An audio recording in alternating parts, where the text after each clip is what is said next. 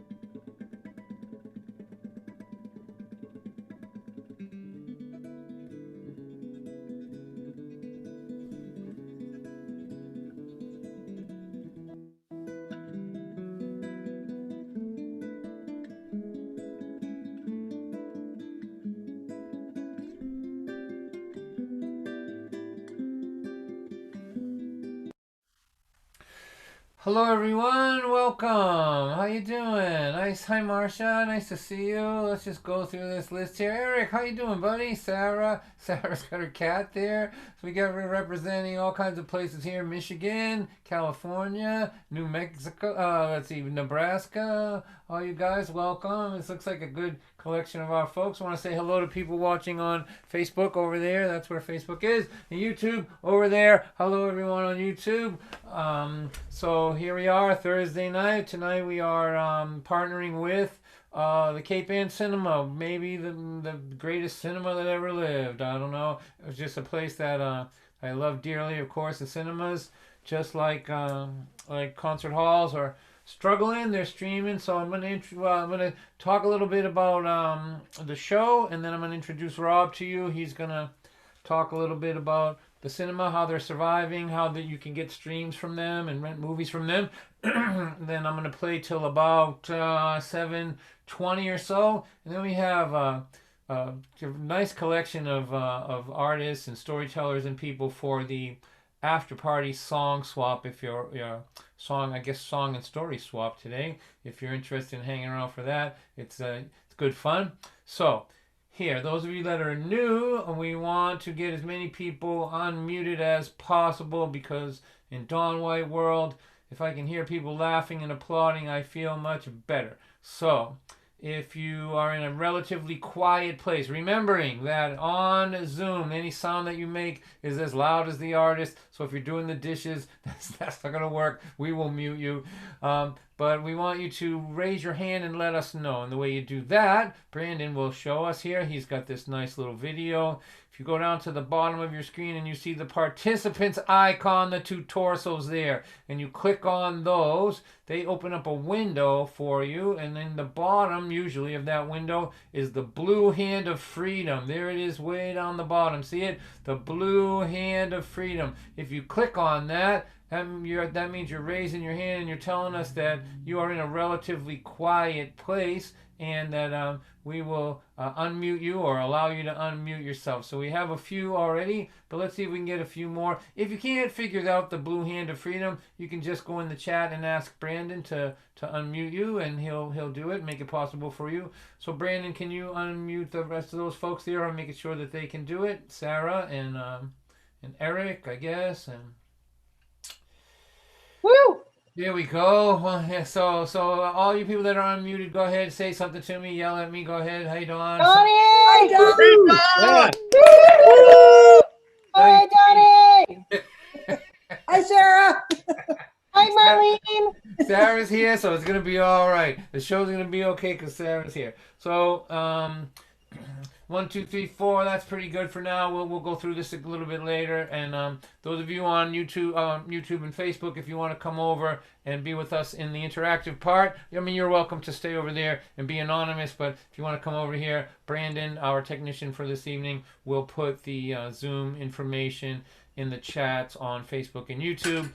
We don't put the clickable links out there. We just put meeting number and the password, and you can cut and paste them to come over. When we put the clickable links out there, we get Zoom bombers. And if the show is really boring, maybe we'll invite a few Zoom bombers in to spice it up later. Come to the Zoom side. To the Zoom side. All right, so it's my pleasure to be working with my friend Rob tonight. The Cape Ann Cinema showed only the best, most interesting movies when they had a physical building, which they may have again someday. There was all couches and recliners in there, and it was just the best place ever. And so we're trying to keep them alive today. Again, these are free concerts, but any donations, if you're able to donate, we'll be sharing it with the Cape Ann Cinema. So please welcome my friend Rob Newton to talk a little bit about the Cape Ann Cinema. Hey, Don. Thanks, everyone, for tuning in. We have been showing movies for one form or another since, I don't know, my video store days in the 80s. We've been showing movies on the North Shore since 2007, about 13 years now. We've shown over 1,200 films.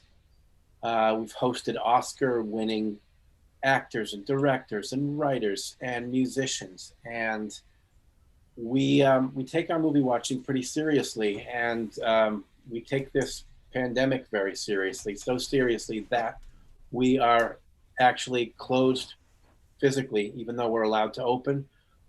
We don't want anyone to get sick, and that will happen, and that is happening in movie theaters and restaurants.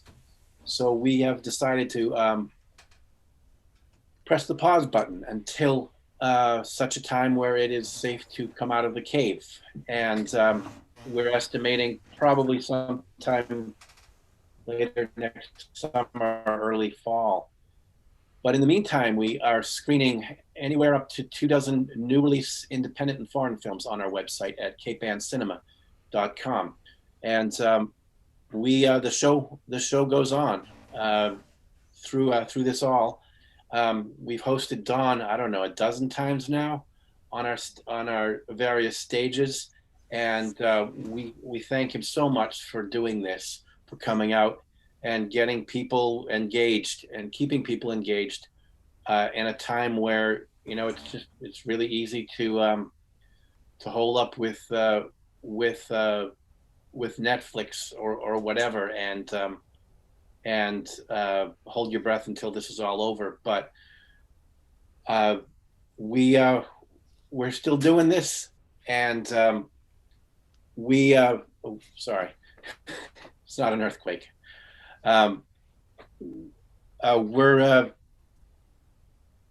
We're premiering our own streaming service actually this winter because we don't know how long we're going to be without a physical location, and we don't know how long this thing is going to go on. So my last name is Newton, and I really, really want to call it Newtflix, but I'm sure I'll get a cease and desist letter. But I would wear that like a badge of pride, just like the one I got from the Beatles and Apple Computer when I tried to copyright Johnny Applescreen. So, but anyways, thanks for coming again, and Don and company will take it from here. If you want to check us out, please go to capeancinema.com. We take requests, and if you're looking for DVD gifts that you can't otherwise find, I am a video truffle pig, and I will find you any movie that you ever want to see, including the ones that aren't available. Song of the South, and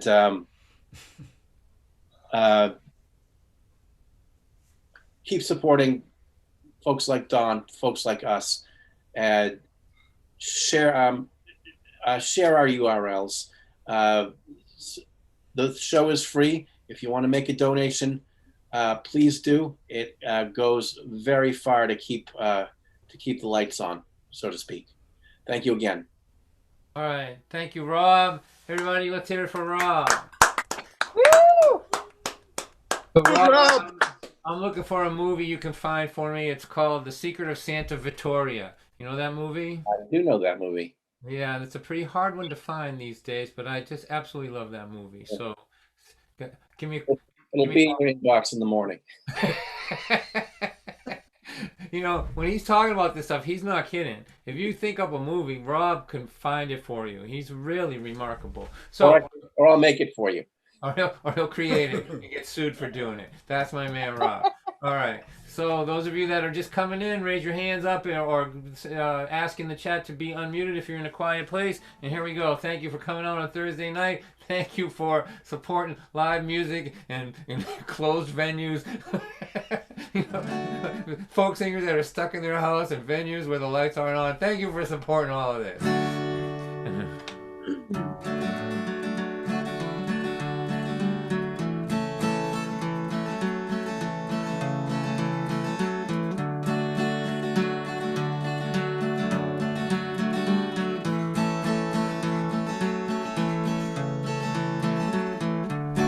It's a hard, dark, cold world with everybody in their cars in a million-mile traffic jam trying to get to their job.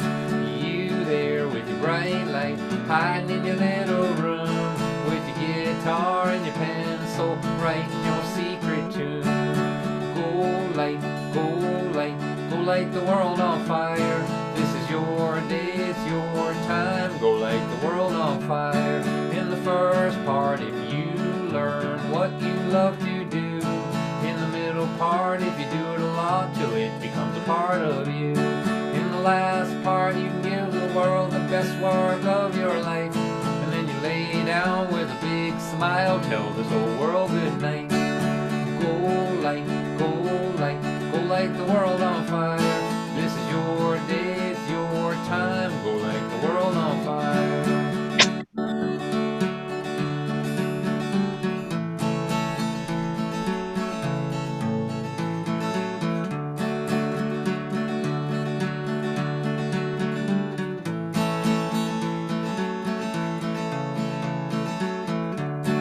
Hard, dark, cold world with everybody in their cars in a million-mile traffic jam trying to get to their jobs. We need you to come on down from your little room.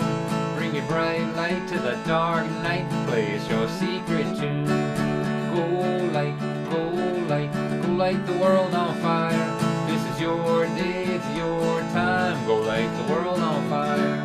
Go light, go light, go light the world on fire. This is your day, it's your time. Go light the world on fire. Go light the world on fire. Go on and light the world on fire. Hey, Johnny! A wife and a husband, they had a shiny little kid. When that kid turned 16, you won't believe what he did. He smoked a lot of marijuana, he snorted cocaine too. Then he told his parents he was gonna drop out of school. The father pounded on the table, the mother hollered and she screamed. They run him down to the doctor. Doctor, what does this mean? He put them all on Prozac, right then, right there. He said, you'll still have your problems, but now you just won't care. And he prescribed a little therapy, some supplementary drugs, but he didn't write a script out for a little more love, just a little more love. What the heck could it hurt?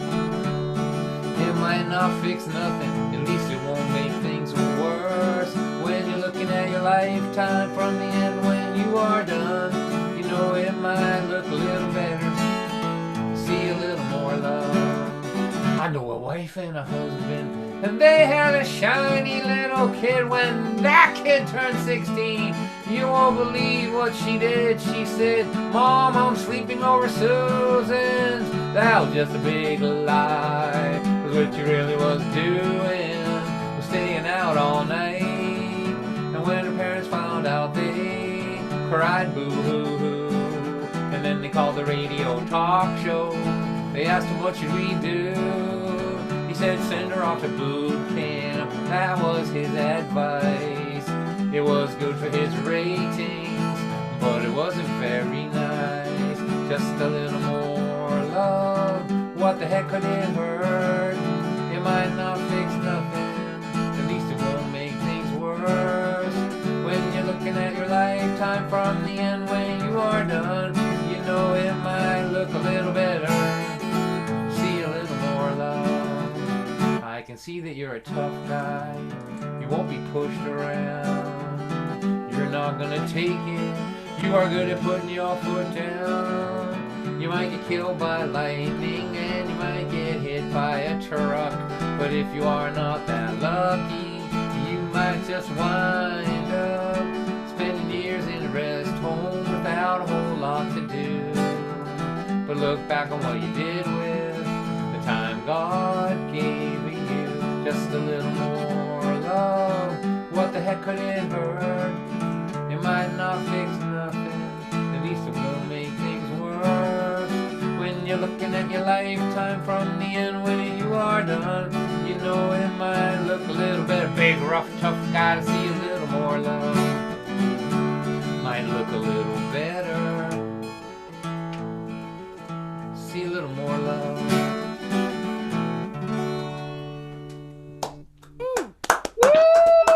Great Crowd goes guy. wild.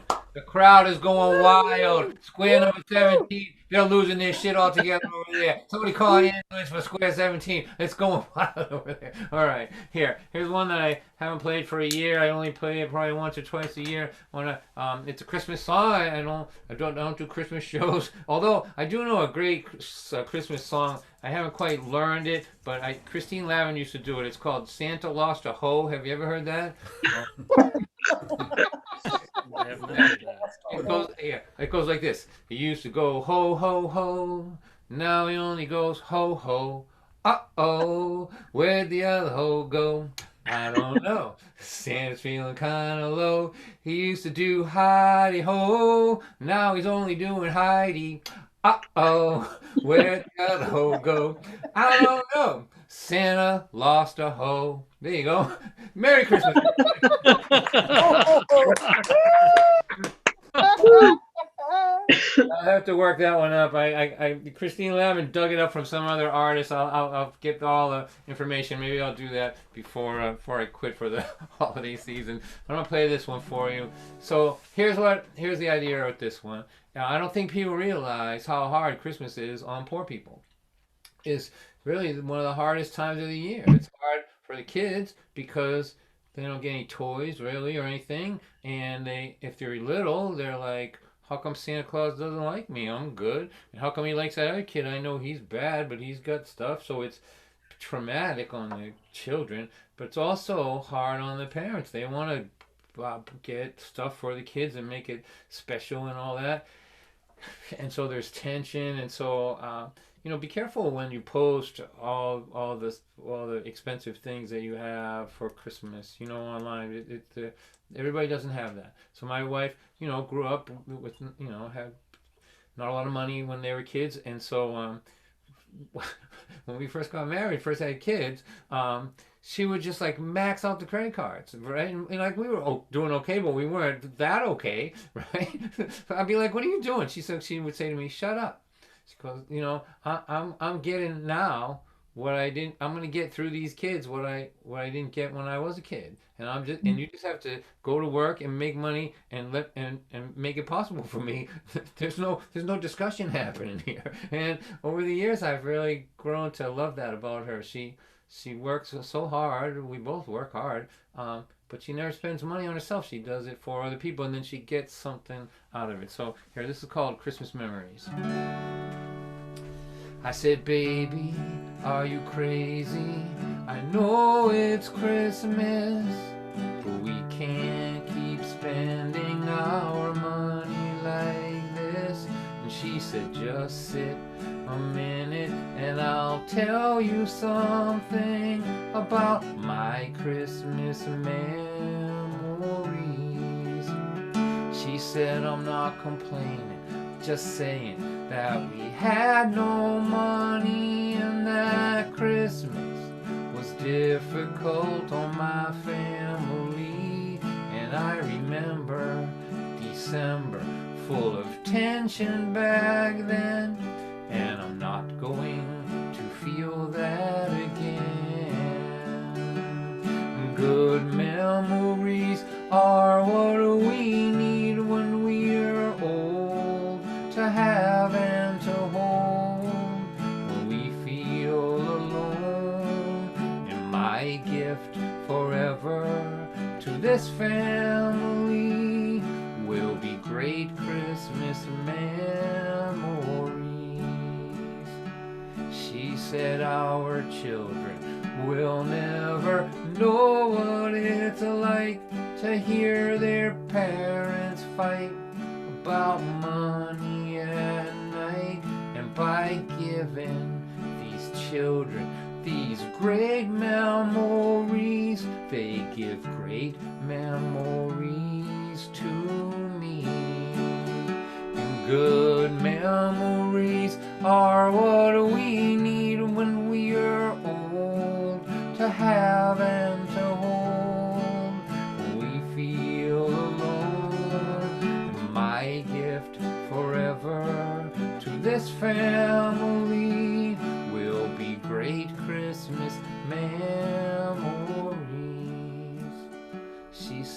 quit whining, quit crying, quit running your mouth about credit cards, landlords, and low bank accounts. 'Cause nothing that you can say will ever keep me from making great Christmas memories. Good memories are what we need when we are old, to have and to hold when we feel alone. My gift forever to this family will be great Christmas memories. Great Christmas memories.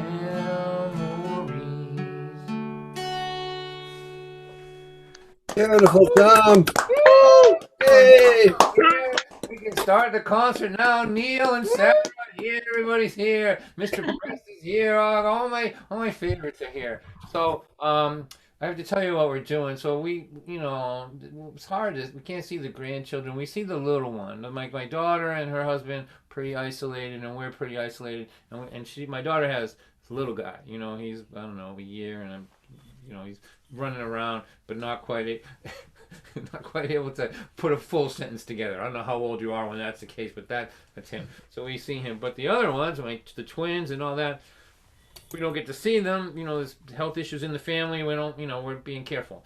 So we reenacted our family Zoom poetry reading. I recommend this really highly if you have the family that's into it. So we get together for about a half hour maybe, and we everybody reads a poem, and the kids read these sometimes really profound poems, sometimes really dorky ones, and we all read poetry to each other. And then now what we've done is we've added that a joke at the end. So now we tell riddles and jokes too, and I think it's going to just keep expanding. So this is my granddaughter's riddle, which I think she made this up. I'm not sure, but here our family loves this kind of joke, and we were so proud of her for this. She said, "What did the ocean say to the forest?" "We don't know, Fanula. What did the ocean say to the forest?" "The ocean said to the forest, 'You are the forest thing away from my shore.'" Love kids. Love kids.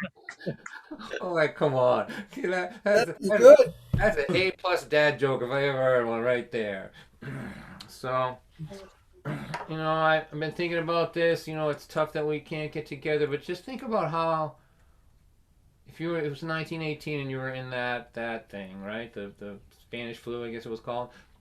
What would you have given to be able to hang out with the people you love on a technology like this? I mean, it's amazing that we can do this, that we can have it. So it's not the same as hugging and all that, but we are, I'm just trying to look at it that way. That's what I do to stay happy. I have 5 things that my grandparents, my mother told me. Try to get a good night's sleep. If you went 4 days and you ask yourself when was the last time you had water and you can't remember, that's not good. Try to drink some water. I don't know, don't over caffeinate, and if you can find a vegetable and stuff it down your throat once a day, probably not a bad idea. That's 4 things. But there, I'm just trying to keep myself from falling apart, and so that I can look at the positive things here. So I see that my friend Jen is here. Did I just see Jen come in, Brandon? Yeah, she's here. Yep. Right. So, Jen, I'm not sure what to play for you, but I want to play something for you. But first, I want to show the photograph of you when last time I saw you in Michigan. So, Brandon, will you do that for me, buddy? Yeah.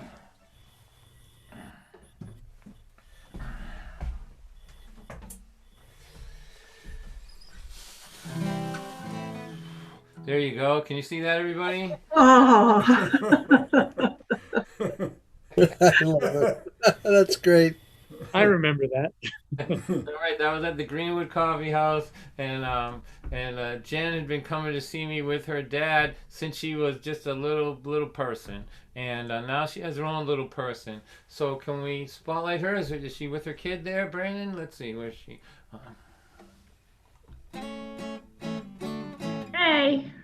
There you are. Is your baby sleeping? Yeah, Oh, good. So we can get good and loud then. that's right. Oh, that's a first. Right? So I just want to thank you for all the support through the years and for coming to these shows every week and all that. I really appreciate you. Is there something I can play for you? You can think of something? Anything's really our favorite. All right, so I'll play anything. All right.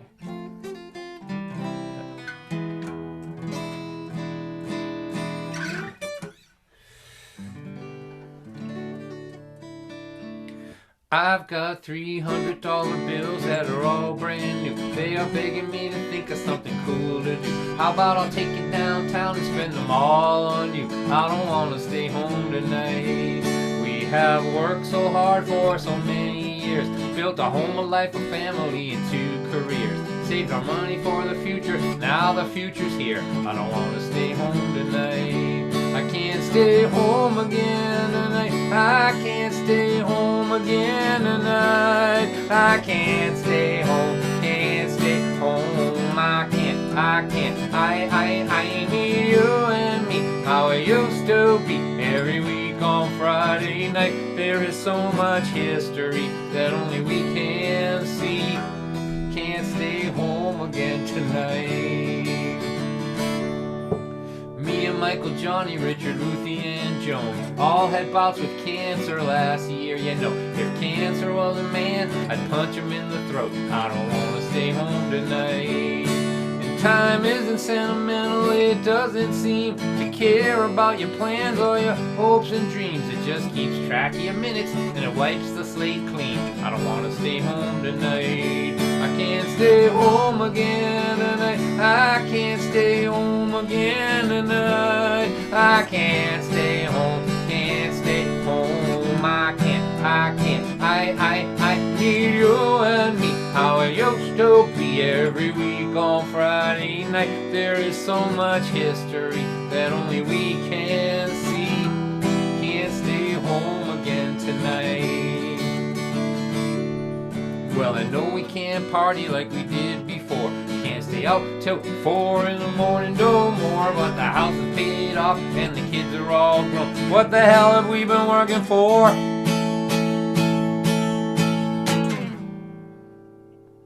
Let's take a nap. Take our inhalers.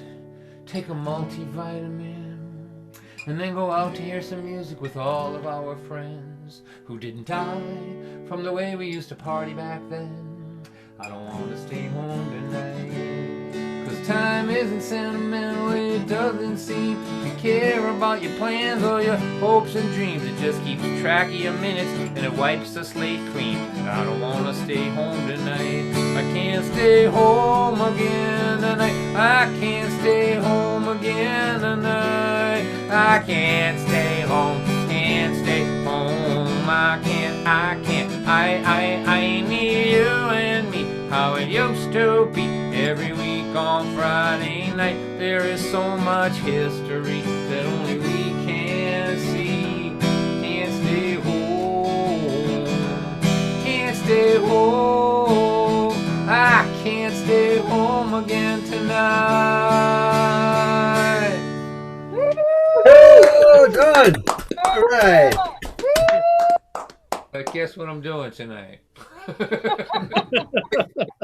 Yeah, but you're staying home with all of us. Stay Now home we with got a all request. my little virtual friends. Here, I'm gonna poke you all in the eye right now. Beep, beep, beep, beep, beep, beep. All right, there you go. That's the kind of person I am. I'll just poke someone in the eye. I don't care. All right, let's sing this for everybody who's if you had a drug problem or alcohol problem before COVID, this is a really hard time for you. So this is called For the Loved Ones of the Lost Ones.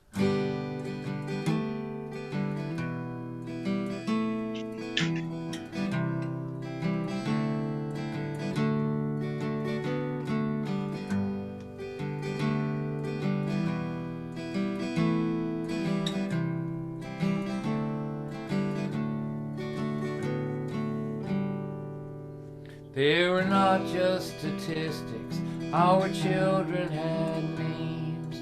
Don't say they were junkies, and they all are the same, 'cause they each had potential to do something great.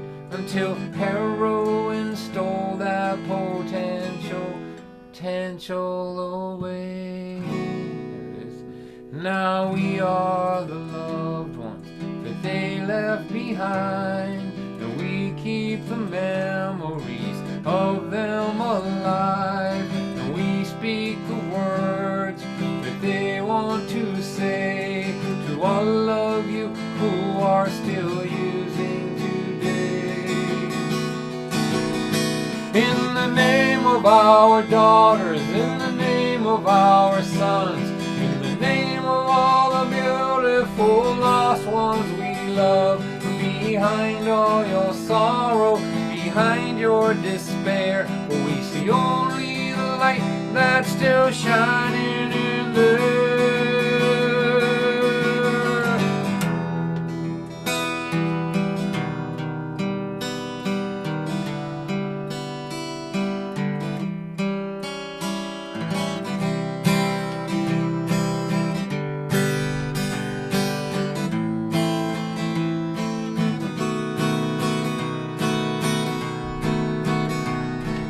Morning at the moment that I open my eyes, the weight of my loss crashes down on my life. I remember the night that my son came to me and spoke comforting words to me in a dream. He said, don't give up on those with sad broken lives, and tell them you still see the light in their eyes, and offer them help and hope every day, and I will be there beside you each step of the way.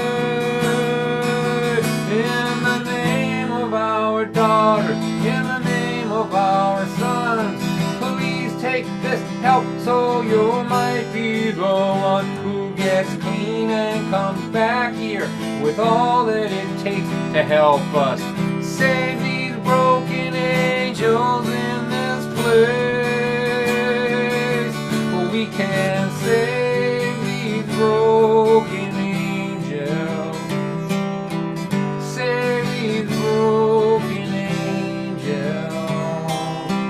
save these broken angels for the loved ones of the lost ones. Save these broken angels, save these broken angels, save these broken angels for the loved ones of the lost ones.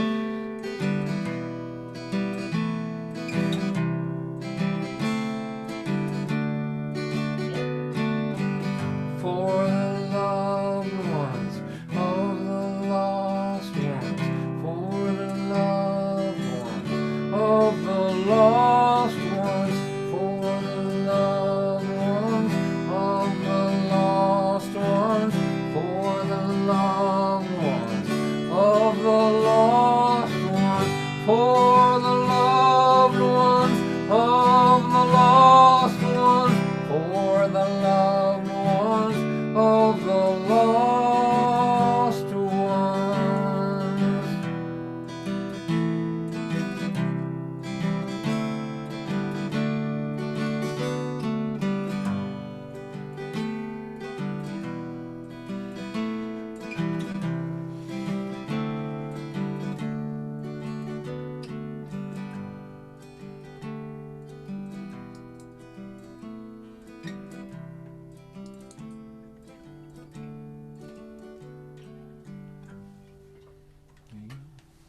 Beautiful, Don. Beautiful. Absolutely beautiful, Don. Beautiful. Thank you, Sarah. Thank you, Neil. Thank you, everybody. What? Did you put something up? What was that? Do that again, Jen. What are you doing? We're just looking at paper. All right. So, it's really cool. I can see everybody. Not everybody, but I can see enough of you. I'm watching what you're doing. When you get up and do the dishes, I'm seeing that. I'm watching that. Alright, so I'm going to play this for Sarah because she wants me to do it all the time and we're not in church tonight, so I'm going to do it. Let me tell you about the fall of '79. We were running out of money, we were running out of time. We wanted picking pears way over in Washington. 8 months before that, we were hitching down the road with a dog named Elijah, 1 year old. Had that dog ever since she was a little pup. Now our baby was growing up. Walk out into Elijah, I just can't say. I guess she started reaching the curious age and she had this aroma she was sending all over the land. And in every backyard for 4 or 5 miles, every male dog was howling and going wild. They were driving their owners crazy, but they didn't care. Dog love was in the air. Jumping out of windows, breaking off chains. Poodles, Cocker Spaniels, German Shepherds, Great Danes. Raunchy, rabid, ugly, mangy, mean. They were trying to find the orchard queen.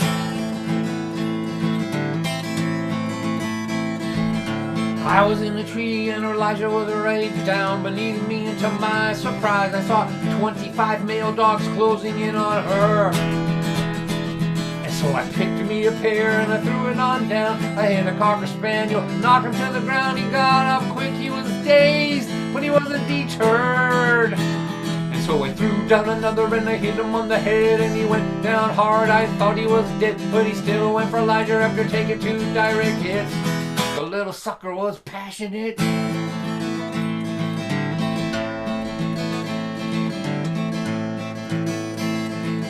We jumped from the tree, we ran to the shack, pursued by a horny, crazed wild dog pack, and our dog Elijah fought us every inch of the way. And when we got to the shack, we were both in shock, and we felt like we were in a movie by Hitchcock. We looked at each other and we didn't know what to say. How could our little girl act this way? You know, you try to bring him up right, you feed him Alpo and keep him tied at night. You try to teach him morals and teach him about society.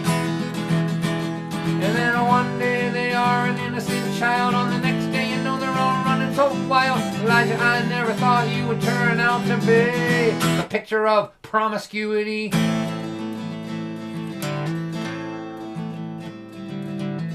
You know, we're doing this for the Cape Ann Cinema, which is not real far from Lynn, Massachusetts. So let me do this little part here. That word promiscuity, it's not a real big word, but when I play out in the world, people know what it is. But you know, my hometown, it's a little bit of a word that maybe not everybody knows it. So I'm going to teach you how to say promiscuous in Lynn, Massachusetts speak, in case you're ever in our fair town and in need of that word. What you would be doing in this town needing that word, I guess, is your own business, really, isn't it? This is the way you'd say it. And this is the line, I think, that got me uninvited back to the last Unitarian church that I played this song in. Here we go. Elijah, I never thought you would turn out to be wicked slutty. Does that clear it up for everybody? Yeah. Pretty sure. The next morning, I took a pair of my BVD underwear and I put them on Elijah, and I put her tail through the little hole. Let's all try to picture that if we could. And I let her run free in the orchard that day. And every male dog in Washington state took a try at Elijah, but the only thing they felt was a low-budget chastity belt. That night when we got to the shack, I took the underwear, I threw them out back. They were wet and dirty, and I didn't think much of it. I didn't realize they were the equivalent of the Holy Grail in the male dog population. Silly me, because Lord Almighty, what happened then? When the male dogs got a good whiff of them, it was the biggest dog riot that there ever was anywhere. It was over Elijah's underwear. They fought and rumbled and they brawled all night. They were killing one another till the morning light. They were fighting to the death for the greatest prize anywhere. When it all was finished, when it all was done, the Doberman pitcher was the champion. He was wounded, but he looked so triumphant standing there. With Elijah's underwear. He won them fair and square. They were tore to shreds, he didn't seem to care. He looked so proud standing there.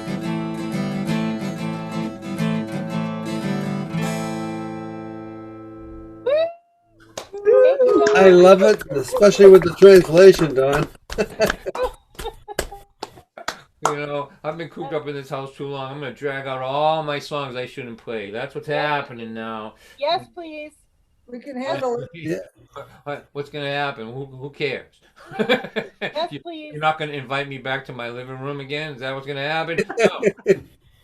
All right. So, I think about that song. There's lots of reasons to not play it. You know, not the least of which is the world has got really touchy in the last 20 years or so since I wrote that song. Like, you know, like you have a better chance like hitting another adult man over the head than saying that you threw an apple at a dog. Do you know what I mean? Like, people like whatever. And there's that, and like really, and the world is different. Like when I was a kid, like there would be all kinds of weird things happening on the streets because dogs were not spayed and right and neutered, and there'd be like gangs of dogs on the street, right? But when was the last time you saw a dog with testicles? I mean.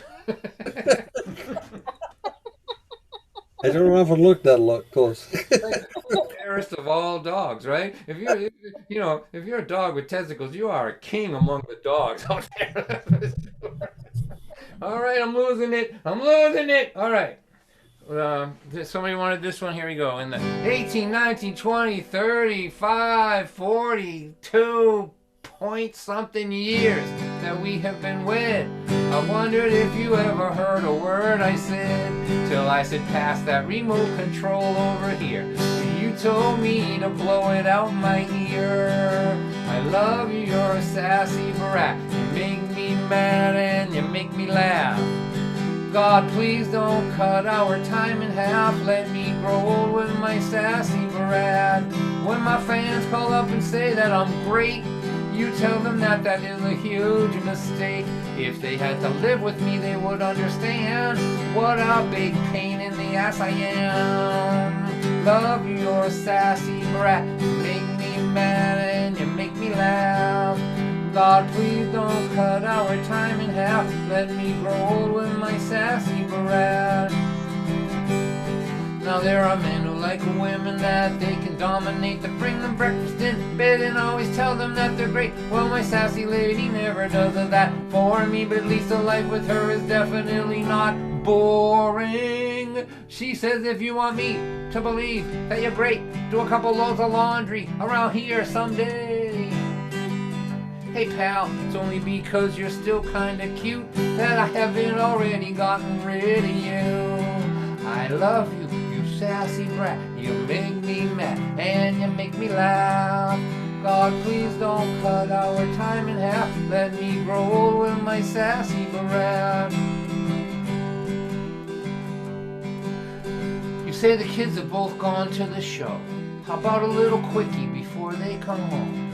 And I say, I suppose you think you're really slick, the way that you keep emphasizing little and quick. Not that funny. Yeah. I'm not that sure I love you, you're a sassy brat. You hurt my big fat ego and you make me mad. Please don't cut our time in half. Let me grow old with my sassy brat. My sassy bratty lady been hanging around here, driving me crazy. 42 years, if I could ever afford to see a psychiatrist, would ask him why the hell do I like being treated like this? We were in bed, but we were still awake. And you said I really love you in this life we've made. I said, hey, can I quote you on what you just said? And you told me if I did, you'd punch me in the head. I love you, you sassy brat. You make me mad, you make me laugh. God, please don't cut our time in half. Let me grow old with my sassy brat. I hope it's not too much to ask. Let me grow old. I I played this song a few times in the last few months, and we are all in agreement that it should be old dist with my sassy breath. Yo, done. Very good. All right, I'm feeling like making trouble tonight. I'm feeling like causing trouble. So here, let's see. I want to show you something. See these? Can you see these two books right here? It's hard to see, but this one kind of has a rounded on the outside cover, and this one, I don't know if you can see it, but it's creased, right?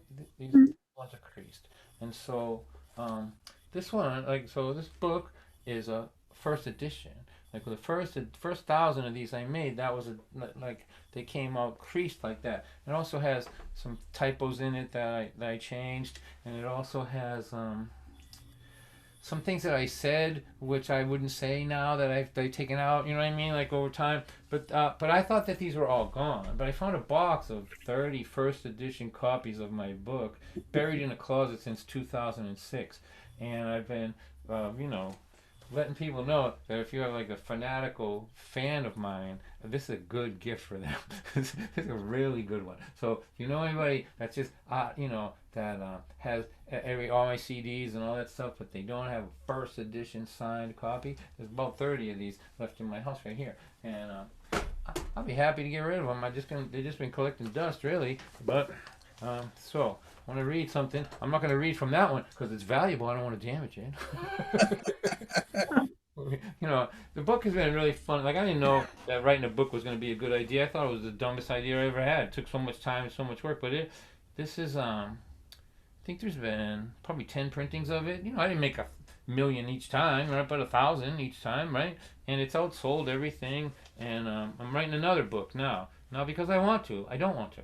It's hard, but because I have to. Because CDs, people don't buy them. You people, I don't want to say anything bad about how old you are, but people of the age that come to my concert, you're the last people that are ever going to buy a CD. In fact, if you probably have a car that doesn't have a CD player anymore. The thing, they're just gone.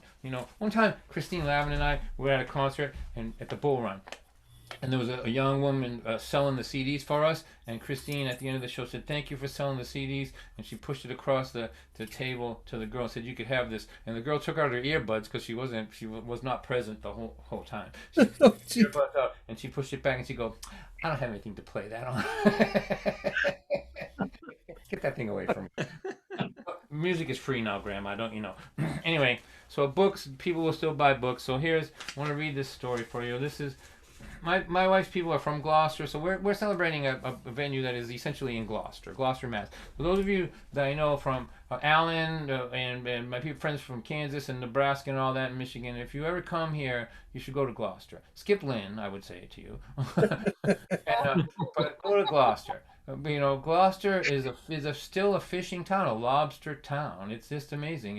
In a lot of ways it feels the way it did 100 years ago there. It's got it's just a great place. And my wife's family were merchant marines out of Gloucester, 100 years ago, and so we have a great fondness for there. And one of the things I like about it is there's a fair amount of rich people, I guess, and especially in Rockport over there, but a whole mess of my people, people with questionable decision making, I guess you'd call us.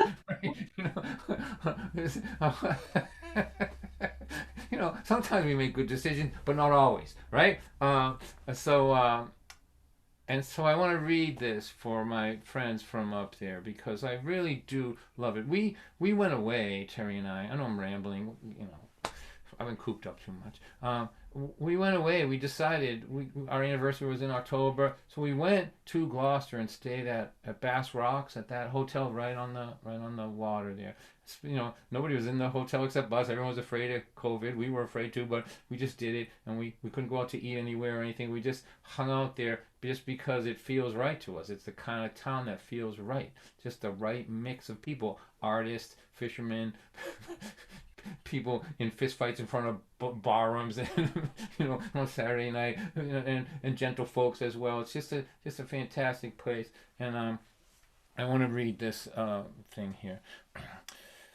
So at the time of her sister's wedding, so here, I guess I have to prep this a little. Those of you who have heard this before, let me prep this. So I went to this wedding in the 80s, right? And we're driving across the causeway to Nahant. That's where the wedding was. I live in Lynn. Got to go the causeway to Nahant. And I said to my wife, what do you know about the groom? I only knew the bride. She goes, I don't know anything about the groom except that he was barred for life from Frank's Sea Grill, it was called at that time. Frank's Bar, a corner bar that was run by, it was like the roughest bar in the city. There was if you think about everything you're not supposed to do in a bar, that went on in there. All of it. Just let your mind go wild. I don't want to describe it to you. It's too criminal, but that's what went in there. And I had been before the Dawn White that you all know and come to support was in existence. I was a patron of that place. I loved it because it was wild. It was lawlessness right in there. And so we were driving across the causeway, and I'm saying he was barred for life. And I just thought about everything I had seen in that place: the violence, the madness, the insanity, And I just thought to myself, what would you have to do to get barred for life from Frank? Like I couldn't conceive of it. There was it was inconceivable to me. So I was fascinated. I had to meet this person. I had to meet him. I had to know what do you call them? Biped, like a person on two legs. Like what they look like if they've been. They behaved in a way that got them thrown out of a bar where there were absolutely no rules. You could do anything you wanted. So, here. At the time of her sister's wedding, Deborah was 21. 2 decades of multiple sclerosis had twisted her into this tiny, contorted young woman. She sat in her wheelchair at a table with her family near the dance floor. The muscles in her neck had long ago surrendered the fight to keep her head held up. Her head rested upon her shoulder, giving her, I thought, a skewed view of the proceedings. As the party was winding down, the DJ played a slow song. It was a waltz. I watched the groom. This is the guy now.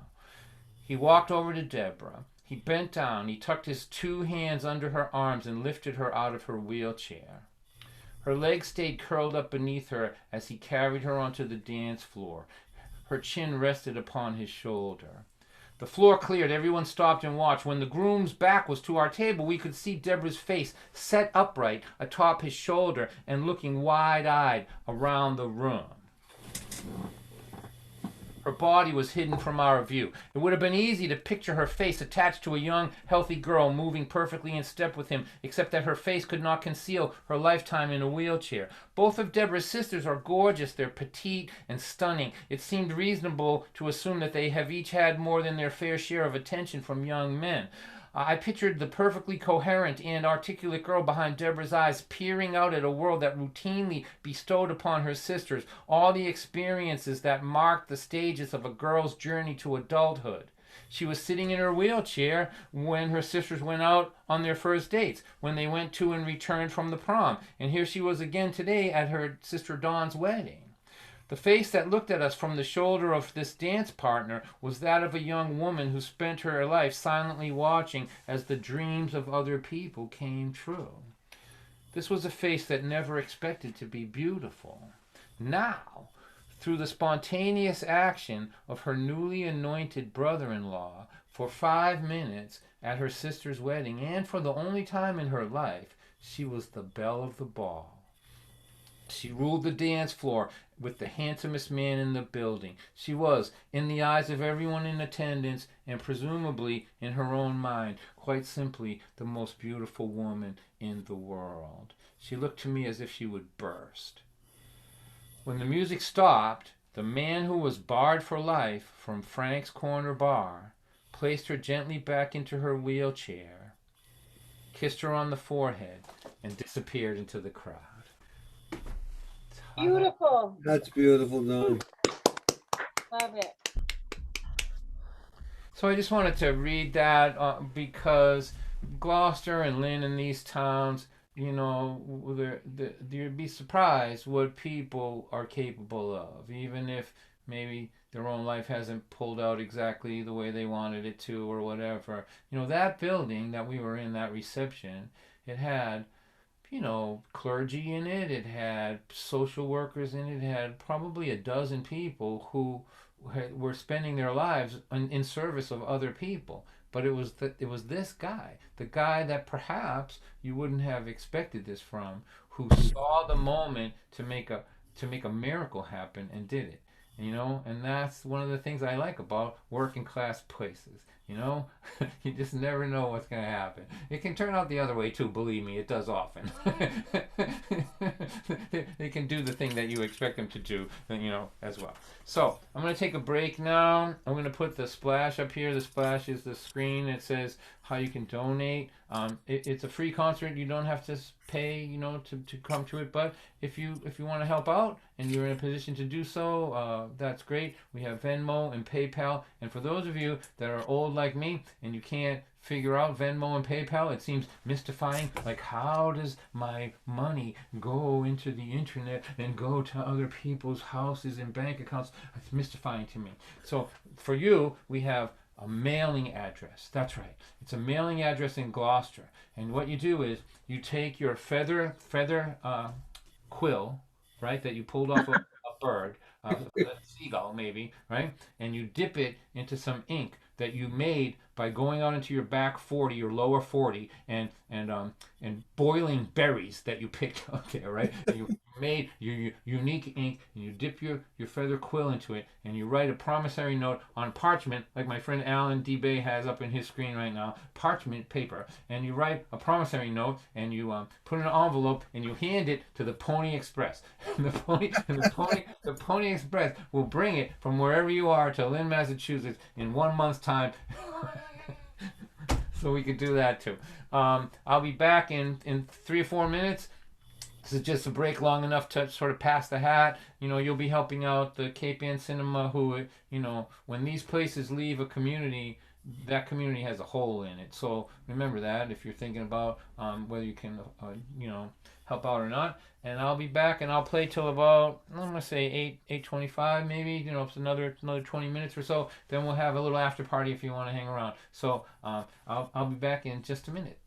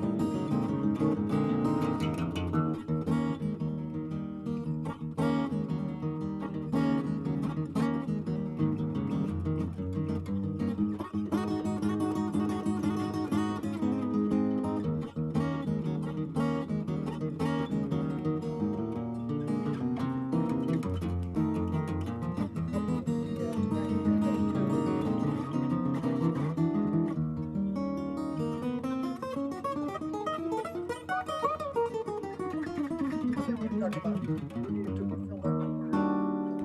I don't actually think it right now.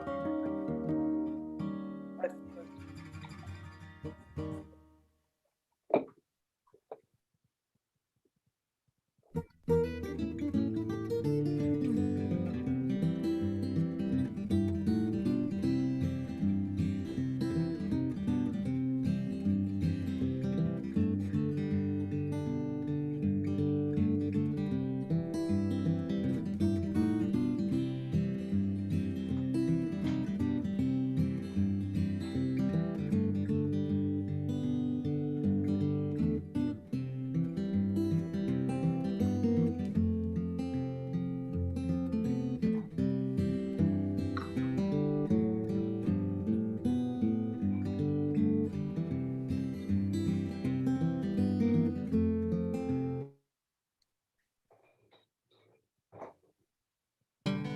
Hey, look at you all still here.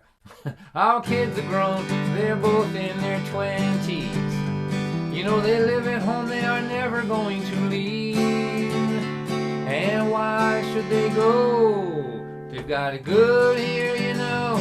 Their food, their phone, their rent is free. They would have to be out of their minds to leave. But I was thinking, what if things were different? You know, living here at home with you and me. What if we decided we could act like they both did when they were in their teens? So wake up, mama, climb out of this window. I have got the key. Let's steal our daughter's car. And we will both get really drunk. And we'll put a big dent in her trunk. And we'll drive real fast down the thoroughfare. If we get a speeding ticket, we won't care. We'll be the ones up all night acting wild. And they'll be the ones up all night worrying.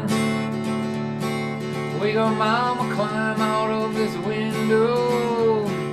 Come on out and be 16 with me.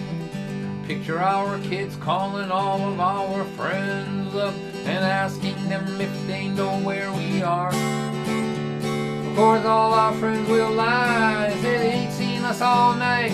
But we'll be standing right beside them while they're on the phone, smoking and drinking and carrying on when we come strolling home on Sunday morning. You know, around 10 o'clock, while the neighbors walk to church. Our kids will ask us where we've been, and then they'll ask us again, and we will just make up a great big lie and swear that it's the truth until the day we die. And they'll be the ones who are trying to find the truth out, who will be the ones who are lying through our teeth. And under pressure we'll confess that we had unprotected sex. That will gross them out so much they might just start to think about moving out. If turnabout is fair play in this life, then what better way to encourage them to live than to give them both a dose of what it was like to live with them when they were in their teens. So wake up, mama, climb out of this window. I have got the key. Let's steal our daughter's car. We will both get really drunk, and we'll put a big dent in her trunk. And no one will know where we are until we come home in a police car. We'll be the ones up all night acting wild, and they'll be the ones up all night worrying. We go, mama, climb out of this window. Oh man, be careful, you're not as young as you used to be. That's 40 feet down there. I should have brought a ladder probably. You know what, the kids are both drunk and passed out. Let's just go out the front door. Come on out and be 16 with me. Hey, Tom! Awesome!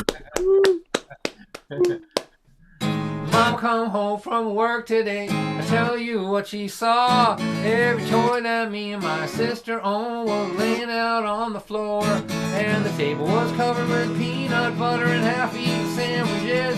There was cereal bowls, a whole jar of mayo, and an empty can of tuna fish. Dad was drinking a 6-pack, he had 2 or 3 bottles gone. Sports page was laying on the living room floor, and the football game was on. Oh, when Ma tripped over my toy transformer, that pushed her over the edge. And that's when we knew she was turning into Psycho Mom again. She's screaming, I'm fed up, I'm finished, I'm through. I've had it up to here with all of you, I'm running away. Leaving today, gonna join the carnival. But first I'm selling you kids for $1 a pound to a couple of cannibals. I used to be normal, never got mad. Babysitting you animals turn me into Psycho Dad. I used to yell that part, but now I'm afraid I'll hurt my voice.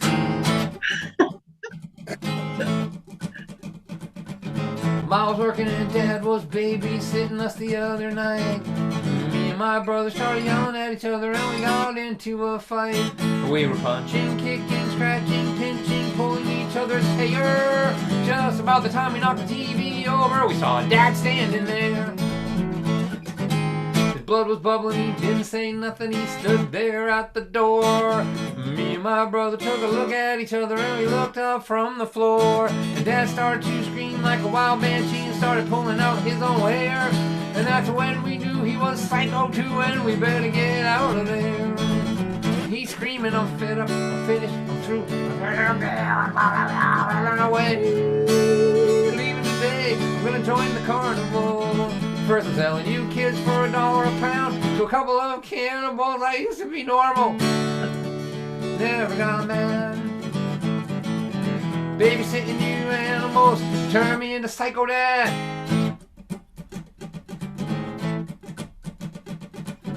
For an hour our mother and a father were trying to keep us in bed. Me and my sister never miss a chance to play with their heads. We were using every excuse in the book to try to keep from going to sleep. She said, I'm thirsty. I said, I gotta pee. She said, I forgot to brush my teeth. Just got done. Classic one. Upon this fateful night, where you say it's too dark, they turn on the light, then you cry cause the light's too bright. And Ma's eyes bugged out and Dad's head exploded and they both climbed up the wall. You should thank the Lord that you were not born to Psycho Dad and Mom. They're screaming, we're fed up, finished, we're through, we've had it out there, running away. Leaving today, gonna join the carnival. But first selling you kids for $0.01 a pound to anybody that will take you. We used to be normal. You remember, don't you, dear? It was 1974. We were hitchhiking around America trying to find ourselves. That's right. We were reading Be Here Now by Ram Dass. We were peaceful creatures. And we never got mad. Babysitting you animals turn me into Psycho Mom and Dad. All right. Hey, John. Yeah. All right. That's right. I was a young man when I wrote that song. I have grandchildren older than my kids were when I wrote that song. Oh, I need a nap just from saying that. I'm going to play 2 more songs. This one is pretty new.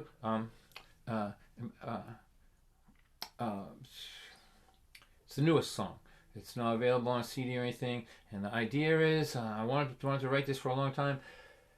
If you grew up in a house where your parents weren't well enough to be good to you, you know, like if they neglected you, if they made you mean, or if they didn't show you kindness, or they had drug problems or alcohol problems, whatever, it would be normal for you to turn out the same way as that. Nobody'd be surprised if that's the case. But maybe you turned out good. Maybe you turned out kind and you didn't know any kindness. Maybe you turned out to be nurturing to your children when you never were nurtured as a child. Maybe you turned out to have a generous spirit even though the people that raised you weren't capable of showing you what that was. And I always am amazed by these people, these 1 in 5ers, I guess you'd call them, people who figure out how to be the person they want to be by themselves, not by example. And I always felt like you needed a song. You needed to know that somebody is paying attention and sees the miracle of your accomplishments, because it's whatever. So this is for you. It's called That's What Makes You Beautiful.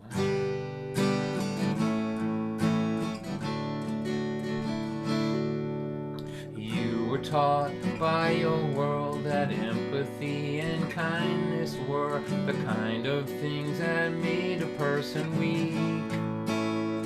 You know, they said push and grab and fight every minute of your life and trample those between you and what you believe you need. But from the moment you were born, in your heart, their heart, from the moment you were born, in your heart there was a song you could hear through all the years of fear and insecurity, singing cruelty is always weak, but love and empathy are strong enough to break the chains of selfishness and greed. Gentle is the strongest thing to be. No, it is not your fault that heroin and alcohol made them both too ill to give their children what they really need. But it sure would have been nice to be encouraged once or twice to feel safe at night and to have a life with just a little normalcy. From the moment you were born, in your heart there was a song you could hear through all the years of fear and insecurity. When you feel hatred in your heart, you just remember who you are, and that underneath the weight of hate, your heart cannot be free. Forgiving is the strongest thing to be. It's not the color of your eyes, it's not your hypnotizing smile, it's not any of the many things that everyone can see. It's the way you always knew what they told you wasn't true. It's how you made yourself the person that they taught you not to be. That's what makes you beautiful to me. A young man's eyes see beauty in what is on the surface, not within. He will walk past what is beautiful to be near the thing that shines. But these old man's eyes find beauty in the story, in the journey. They have seen too much to be fooled by what attracts a young man's eyes. From the moment you were born, in your heart there was a song you could hear through all the years of fear and insecurity. There was nothing that this world could do to crush the love inside of you. Under neglect, abuse, and selfishness, you were caring, kind, and generous. It is the lonely road that brought you here. It's how all alone you persevered. It's the defiance and tenacity of your heart song of humanity. That's what makes you beautiful. That's what makes you beautiful.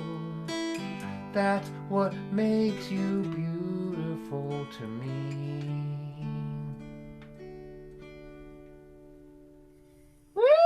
Yay, John. That's what make you beautiful to us. Yeah. Yes.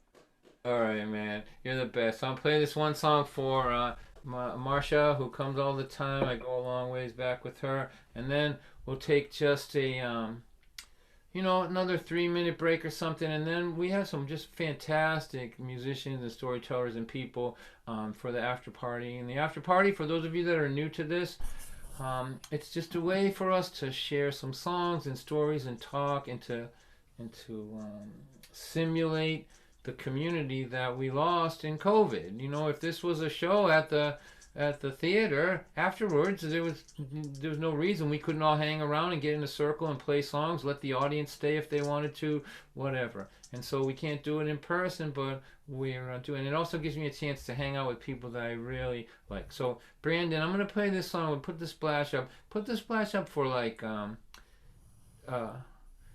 just a few. I'll come back in probably 3 minutes or so. And we'll be good. Thanks. All right. So here, this is called "It's a Great Day to Not Be Dead." It's for my friend Marcia, and I'll be back in just a minute after this.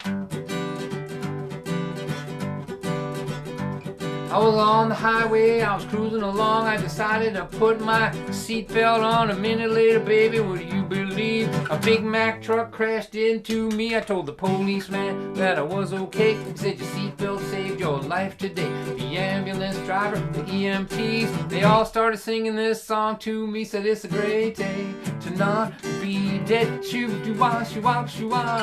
To not cave in your windshield with your head caving in your windshield. With your head, you are ugly, man. But if that occurred, believe me, you would be even uglier. And it's a great day to not be dead. Shoo-doo-wah, shoo-wah, shoo-wah. Later that evening with my family, we were sitting on the couch, we were watching TV. There was a drive-by shooting on the 6 o'clock news. They fired 15 bullets at one poor dude. He took one on the finger, one on the shin. The other 13 bullets all missed him, so we called him up at the hospital and we sang to him over the telephone. We said, hey, it's a great day to not be dead. Shoo-doo-wah, shoo-wah, shoo-wah. To not have a bunch of bullets in your head. 50 bullets in your head. Oh, what wonderful luck you've got. The guy that tried to kill you was a terrible shot, and it's a great day to not be dead. Shoo-doo-wah, shoo-wah, shoo-wah. The next news story on my TV set was that guy whose wife brought a knife to bed. Come on, old people, what was that guy's name? Hobbit. Mr. Bobbitt, that's right. I gotta tell you, this is an old song. It's approaching nursing home status now, really. You're gonna have to be of nursing home age to really know these references here pretty soon. All right? That's right, Mr. Bobbitt. And the next news story on my TV set was a guy whose wife brought a knife to bed. 1 hour later, as the story goes, a part of his anatomy was laying by the road.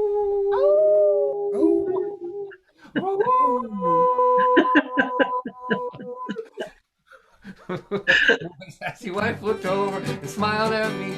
She started singing this song to me. She said, hey, it's a great day to not be dead. Shoo-doo-wah, shoo-wah, shoo-wah. To not have your wife bring a knife with her to bed. Shoo-doo-wah, chop, chop, whoa! That's another one of them ones that ain't really that funny. She said, I yell and I scream, I complain a lot, but at least I haven't cut no body parts off. And it's a great day to not be dead. Shoo-doo-wah, shoo-wah, shoo-wah. You know what? I'm going to put this in gallery view now. And listen, wait a second, so I can see everybody. I can see you all. Behave yourself now, I'm watching. All right. You know, not cutting body parts off is a pretty good quality in a wife, really, when you think about it. If you're with somebody tonight and you've been with her any length of time and you're still put together anatomically the same way you were when you first met, I don't think it's inappropriate to say thank you. Look, we're having little tender moments in the squares here tonight. I thought about my car crash, my close call, and then I started getting sentimental. I said, I love this house, I love you guys, I even love my rusty old car outside, and I'm so happy to be alive with all of you little holograms. Let's do all the things we always said that we would do. Because I gotta tell you something, there's a lot of problems in this world and a lot of challenges, but it is a great day. It is a great day. It is a great day. It is a great day. It's a great day to not be dead. All right. Yeah. Hey, done. All right, done. All right, done. Woo! All right. There we are. Okay. So, we're gonna take just enough time to sort of pass the hat. If you're not doing well, if you don't have any money, you just hang on to your money, whatever you got, don't worry about it. I love you. There's no pressure with money with me. But if you're doing okay and you want to help out the Dawn White Ramen Noodle Grocery Fund, and the Cape Ann Cinema, the greatest little cinema in the history of the world, then make a little donation, put what you can in, and I'll be back in, let's say, 3 minutes, and we will start our after party. Party! Right. It's gonna be a wild one tonight, I have to tell you. I'm so excited. All right, I'll be back shortly.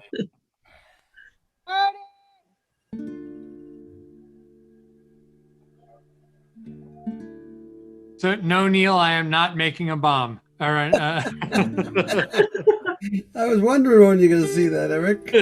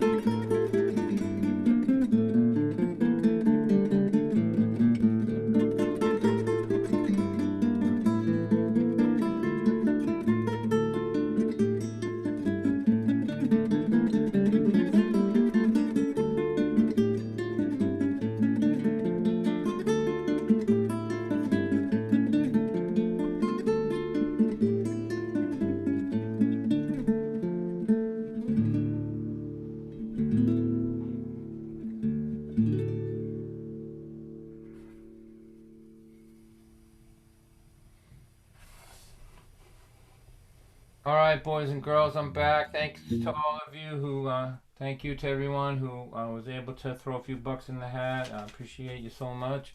There will be groceries tomorrow. So we have a good collection of folks here, and some, just people that I think the world of, that I want to, I'm glad to be. So I'm going to start with my friend Eric, who I've known a long time. His name is Eric Kilburn, and he I knew him originally as a engineer. He's got a fantastic sound studio in I don't know, Concord, Mass, Acton, out there someplace. It's really one of the best ones, and I believe, you can to remind me if this is true, but I believe that we did some recording there on my very first album, Two Vagabonds in Disguise. At least one of the songs there.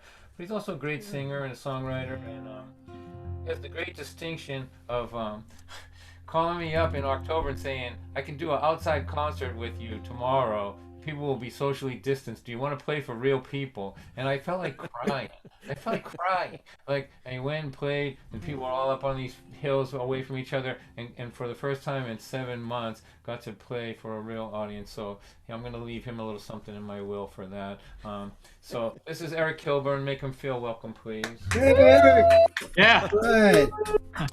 Thank you, Don. That's very sweet.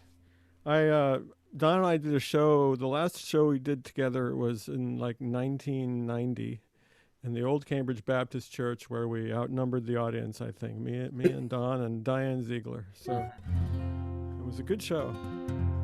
And Don taught me an invaluable lesson. No matter who's in the audience, you give all you got, and he always does. So I'm going to play you start out with a tune about teenage lust for you. This is a brand new song. It's me as a 15-year-old, and it's called Plans. Am I coming through okay out there? It looks okay. My hair is kind of a mess because of the headphones. But out the door by 8:15, bike to town for gasoline. I got 4 lawns to mow, a couple to line. Back home by supper time after dinner. My time is my own with my cheap guitar and a silver tone, making sounds my folks don't like or understand. I got plans, I got plans.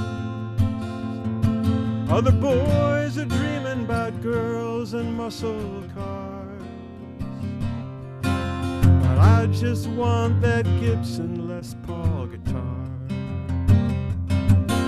I'm 15, the world has opened my eyes. I look around and realize if you're gonna get anywhere, you can't slow down.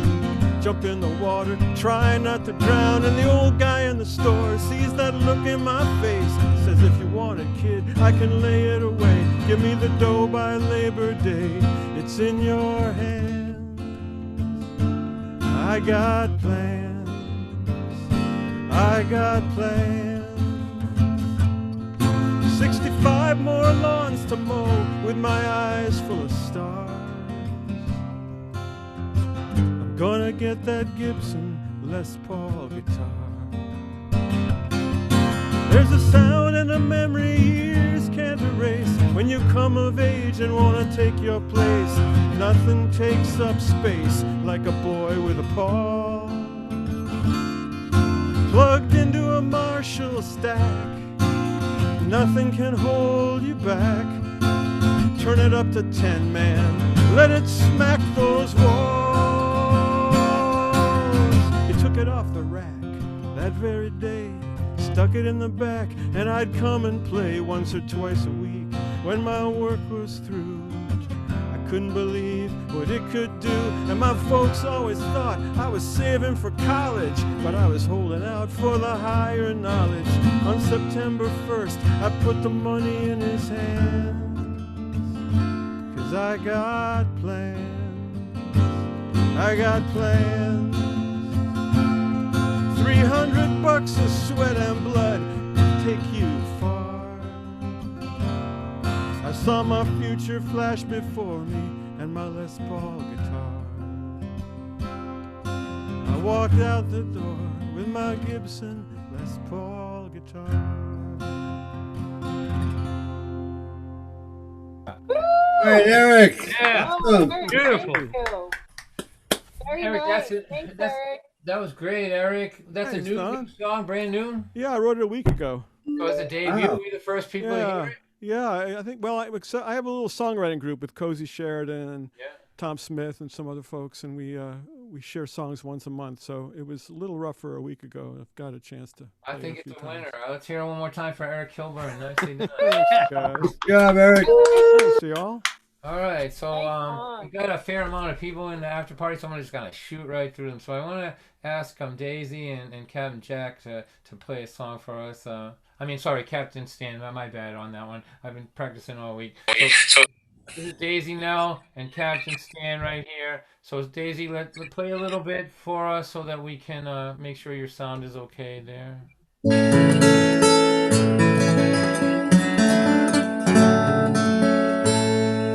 You hear it? I think the mic's a little hot. Yeah, I think did you do the enable original sound? I did. Oh, back then. I did. Let me just try it again. I did do that. Nothing's changed. I will check again. No, I'm at original sound. If I checked anything now, it would be to disable. Okay, it's a lot louder than it was before. Yeah, I think it's just a little too close. Maybe scoot it back a little bit. Okay, that's good. We'll be out in the front porch. So while they're getting ready, I want to talk to you about why I'm so happy to have these guys here. I'm just a huge fan of their music. They play all kinds of music, write songs. Daisy writes quite a bit, but they really capture the maritime music and traditional music in a way that I don't know. I can't think of anybody else who does it quite like them. And since we're in Cape Ann, I guess virtually tonight, I'm just so thrilled that these guys are here tonight, and I'm hoping maybe in the course of a couple songs they're going to play maybe something about the ocean, maybe. So please welcome Daisy, Nell, and Captain Stan, please. Hey! Oh yeah, we are going to do a song about Cape Ann, which is Gloucester, Essex, Manchester, and Rockport, and it's where we live and where we work and where we play, and have raised families and several generations at this point. So it's great to be here tonight, and it's neat to see you here, Eric. How you doing? You have to unmute yourself, Eric. Go ahead. Eric, unmute yourself.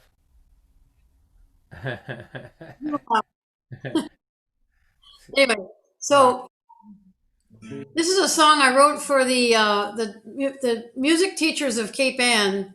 Wanted a song that they could teach their students about where we live, and so this is a song that I wrote for Cape Ann music teachers to teach, and they've been teaching it in schools now for the last, I don't know, 10 or 15 years, and it's called "A Heartbeat from the Sea." There's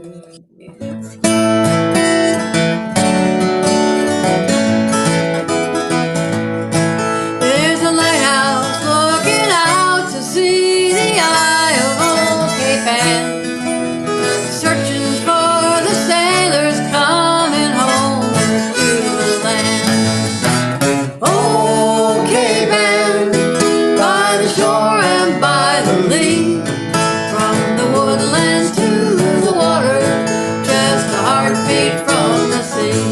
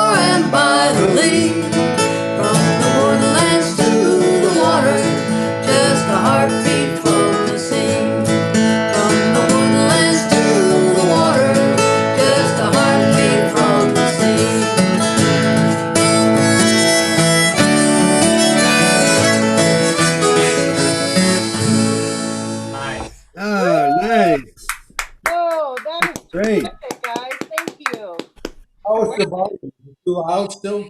No, I think it was okay. It was loud, but the mix was good, I thought. Yeah, so thank you so much. So these guys have CDs and Daisy does children's books too, right? So you can take a look at those. You can send her an email to learn about that. That's in the chat. Let's hear it one more time for Daisy Nell and Captain Stan. They'll be back in. All right. All right, that was great, man. Thank you so much. What a great tune. All right, so now I want to introduce my friend who's coming to us from Michigan. She's got a concert at the Arc. The Arc is a, really prestigious venue in Ann Arbor, Michigan, and she's going to be playing there on Tuesday. So I thought it would be great if she popped in and played a few songs and let you know where you can see her, more of her on Tuesday. So her name is Michelle Held. Let's make her feel welcome, please. Hey, Michelle. Hey everyone. Michelle. It's great to be here. Thanks for inviting me, Don. I love that you showed that picture of Jen in the beginning because I was standing right there when you took that photo. So that was cool. I'm going to play a song. I wrote a children's song.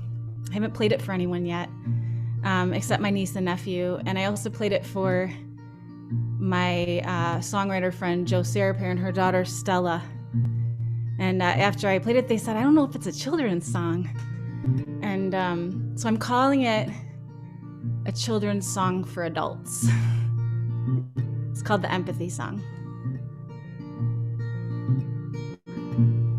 You have a tool, it's a powerful thing. Your finest jewel, your most sparkly bling. When things get hard, like it might all fall apart, close your eyes and listen to your heart. You have the time to figure it out. No need to whine or scream or shout. New places you go will help others take the cue, and all you give away will come back times two.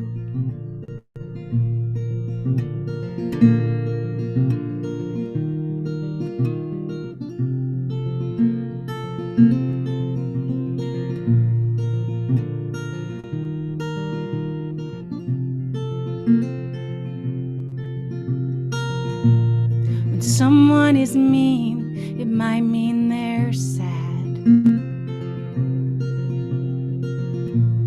They might not feel seen when you think they are mad. We just never know what someone is going through.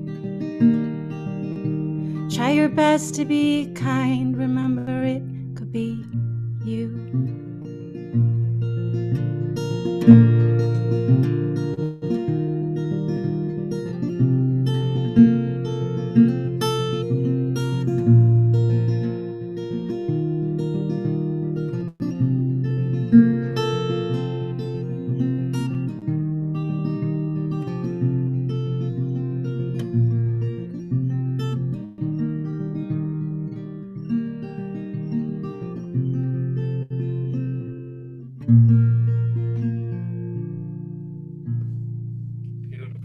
Beautiful, Michelle. Thank you. And I think that Don exemplifies that. He understands what it's like to be an empathetic person. Yeah, it's a huge problem. Yeah, Michelle, I just love what you do and how you do it. So you'll hang around. We'll go around at least one more time. But everybody, her information is in the chats, all the different chats. And she's gonna be at the Arc. And is it your first full show at the Arc, Michelle? Yeah, streaming from a phone. Right. Yeah. Yes, it is. Right, first full concert with them. So Yep. it's a big deal. That's a really Yeah. prestigious room there. So I'm very honored. Yeah. yeah, so Tuesday night. I think I'm actually working that night. I'm gonna pop into something else, but I'll try to pop in over there. All right, one more time for Michelle. Yeah, Michelle. Yeah.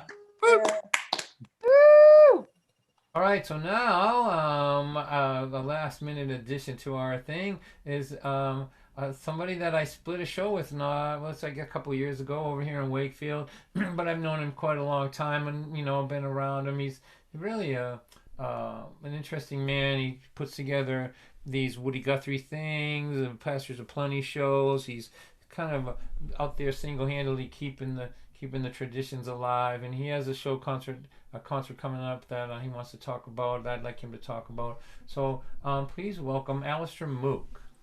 Hey, Hey buddy, how are you? I'm good, Don. How are you? Can you hear me? Yes. Nice to be you. It's been a long time, man. I haven't seen you. Yeah, well, I'm busy sitting in my house.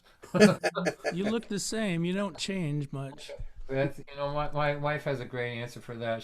People will see her from high school, and they'll say, "You haven't changed a bit," and she will say to them, "Thank you, but I have mirrors." Very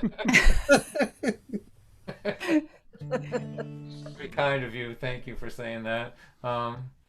So I'm glad that you're here. Do you want to talk a little bit about your show? That's one of the reasons why I like to ask people to these things, is because you never know how big the audience is. I mean, we have some people here in Zoom, but this is it's on Facebook and people are sharing it all over the place. So you never know how many people will see it, and hopefully they'll come and support the artists in another venue. So you're gonna do something for Pete Seeger's place, right?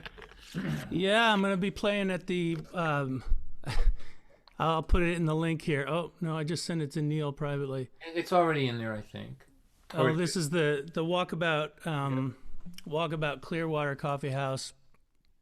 I mean, like all of us, I'll be doing it in exactly this space. Right, but that's who will be hosting it. Let's talk about it for a second, though. Okay. Like the history of that place. Christine and I played there. Christine Lavin and I, and that I believe. Tell me if I'm wrong. That was a place near where Pete Seeger lived, right? Yeah. And that he started it as a song, like a sing-along place. Like just go there and sing. And then it turned out to be a sort of a venue and a coffee house. And when you play there, all of Pete Seeger's buddies open the show singing his songs and all kinds of songs. Am I right? Am I talking about the right place? Well, you're talking about the right place, but to tell you the truth, I've never been there because every time I'm supposed to be there, something happens in the world. I had a gig. Well, I don't want to bring the tone down, but it had a good ending. But I was supposed to play there it must have been 9 years ago. And one of my kids got cancer, and that was the first gig that I had to cancel after that. She's doing great now. She's almost 14, so yeah, how about that? Right, Cleo. Exciting. Yeah, she's good. So then they didn't book.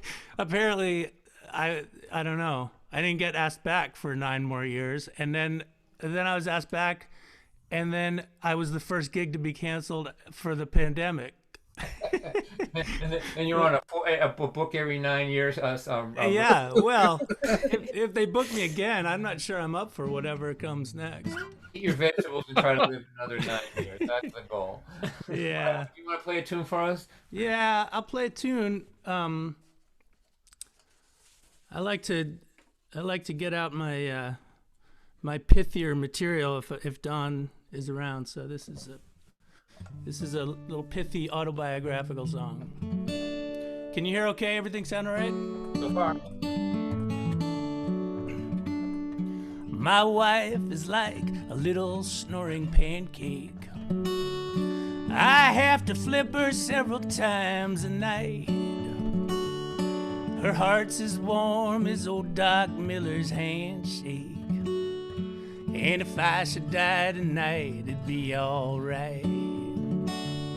If this is what an illness is, I'm happy to be sick.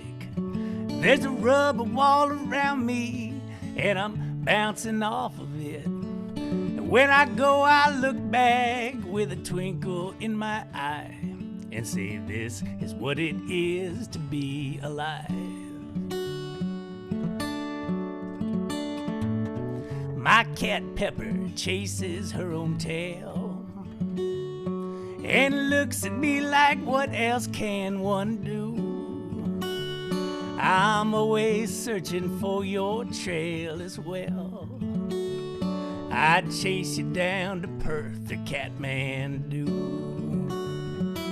If this is what the world is like, I'm glad to just be here, chasing after you as each year chases after year. And if the darkness swallows us before the next we brought, this is what it is to be alive.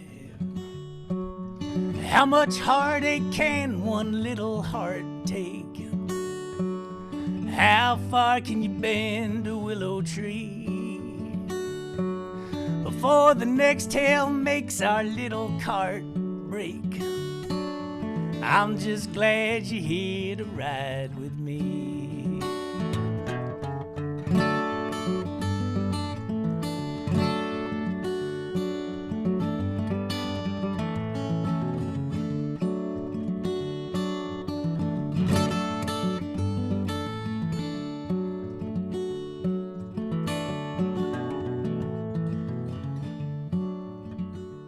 My little girl runs round the living room,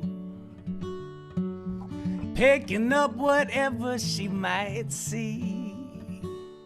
I'm right behind her, running round there too.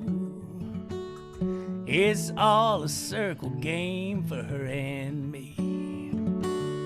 If this is what an ocean is, I'm glad to be at sea, bouncing off the waves like you come bouncing off of me. And if we sink, I'll think before I take my final dive. This is what it is to be alive. Yeah, this is what it is to be alive. Oh, Allison. Oh, my goodness. Right. All right. Love it. Thanks, Thanks, guys. Man, that was great. Just great. You know, this part of my Thursday nights means so much to me. Just to see everybody and hear everybody and all that. So you'll hang around. We'll go around at least one more time, Alistair. Is that okay? Yeah, man. I'm here. I'm enjoying listening to everybody. Great. Seeing some friends. Hey, Eric, how are you, man? Eric Kilburn, unmute yourself. Unmute yourself. Unmute yourself. Come on. This is his Marcel Marceau song. There we go. There we go. I tried to do it earlier, but I wasn't getting permission. But now I got permission. So anyway, we're good. I tried the wrong Eric earlier. That's why. I wondered about that. I thought they were talking about you, Eric. Shadowy square there. That's Tim Mason. He's buried back there in the dark. We got Mexico represented, and I want to. I guess he just took off, my friend Jason. No, Jason. There's Jason Smith. He's from the Upper Peninsula of Michigan. This guy is coming to us from on top of the world. So if you doubt technology, they probably, and I don't know what their internet looks like in the Upper Peninsula. It's probably like a bunch of animals running in a cage in a circle, keeping power going like that. But somehow he's been able to do it, and he's a fantastic man, and he's got a great house concert series that I hope to get back to up there. Hello, Jason. Good to see you, buddy. There you go. All right, so before we go around one more time, I want to introduce you to my friend Alan. Now, Alan is a storyteller. I first met him when I was doing the Marlene and Tommy's storytelling festival in Nebraska, in Kearney, Nebraska, and I was just really impressed with him. But since then, he's become my pal, and not just a pal to me, but a pal to everybody. He's kind of like several people in here tonight, willing to support everybody, bring them to his events, to come and support them. He's just a cheerleader for all the artists in all the different genres, and I have such a place in my heart for him. And he has a festival coming up that it's called the Better Said Than Done Festival, and it's Saturday, and the stuff is in the chat room. So I want him to do a story so you can see how good he is, and maybe you'll consider checking him out. So please welcome Alan DeBay. Hey, Alan! Great to see you, my friend. This story starts off with a toothache. It was a kind of toothache That is the worst toothache that I had ever had.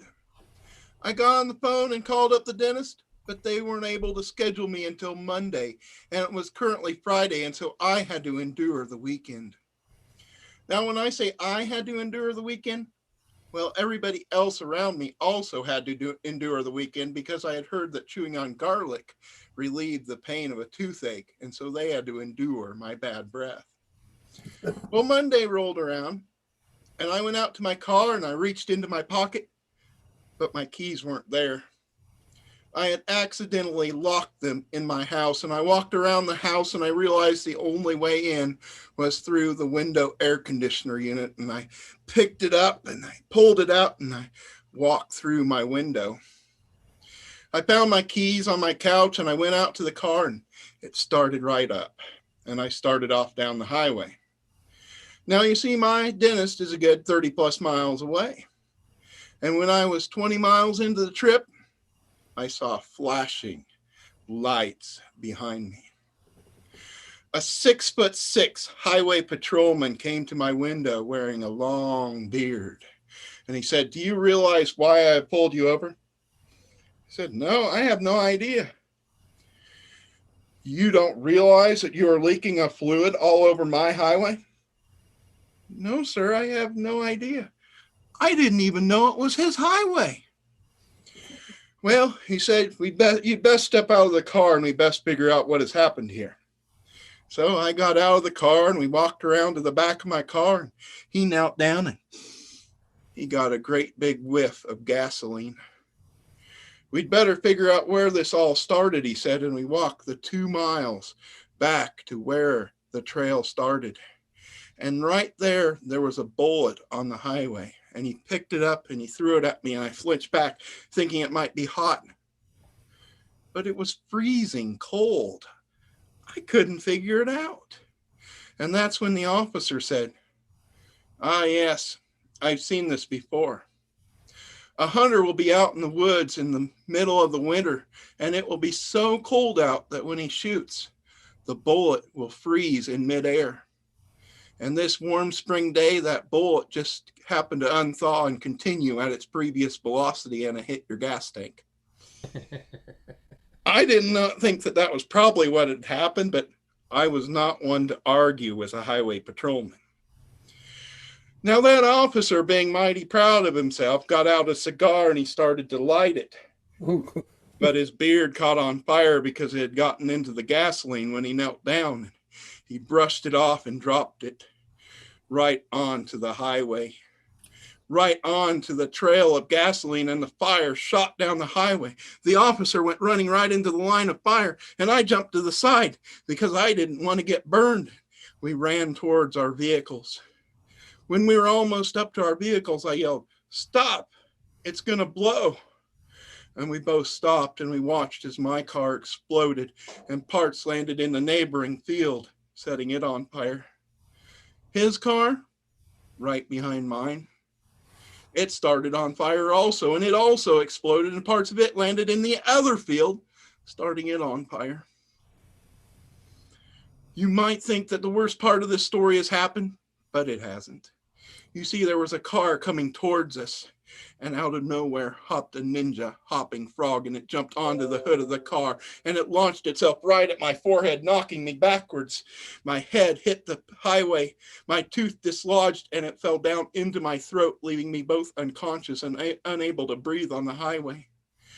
The officer looked back and said, "I think we're going to need an ambulance also."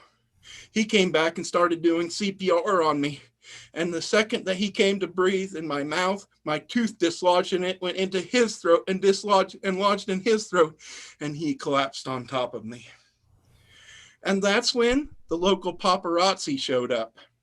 You know, the people that are always listening in on their scanner radios so they can be the first one to the scene, so they can report their version of the story on Facebook, Snapchat, or Chitter. Chitter? Well, I may have just invented a new social network there, but I do not even want to know their version of the story. Well, the ambulance came and the fire truck came and the police came to shut down the highway, and the officer and I were taken to the hospital.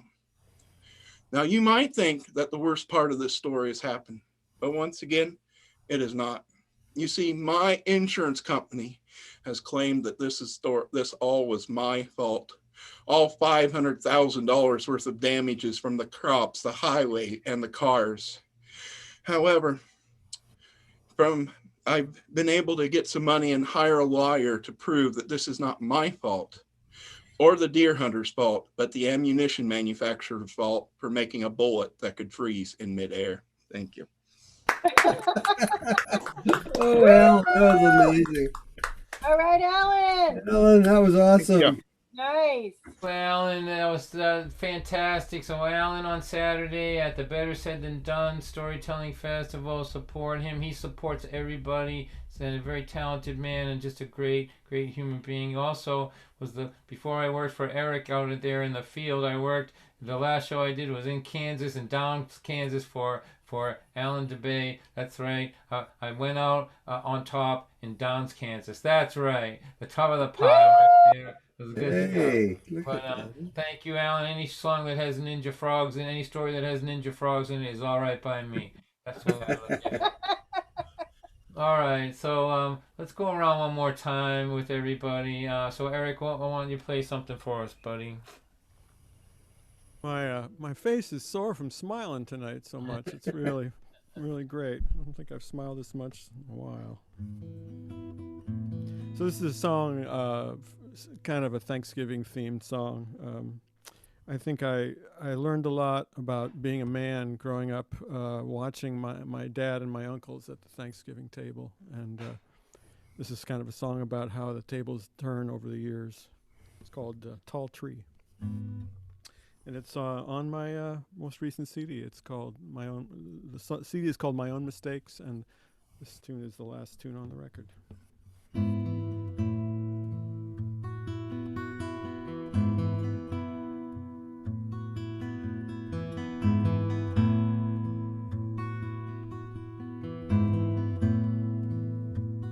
Looking at the man at the head of the table, saying grace with a natural ease, cutting turkey, cracking jokes with my uncles. These men like tall oak trees, everyone's on their best behavior, steer clear of politics and race. Your cousin's got a new black boyfriend, don't mention that to your uncle's face. And I never dreamed a day would come, the man at the head of the table. I am the one, I am the tall tree. I never thought I'd be passing on what was handed down to me.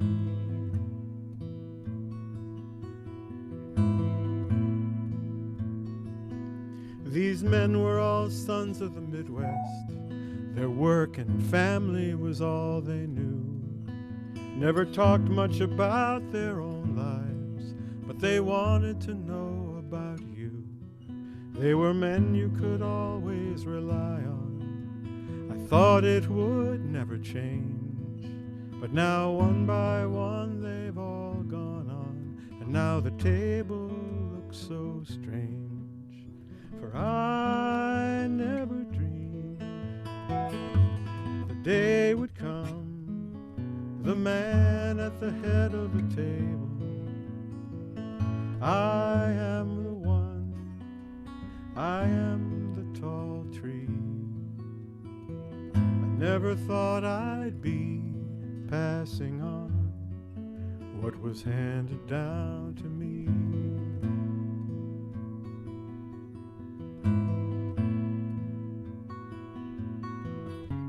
The clan is gathered and we're holding hands.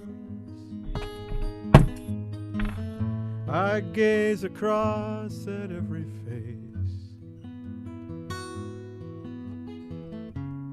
looking at the man at the head of the table,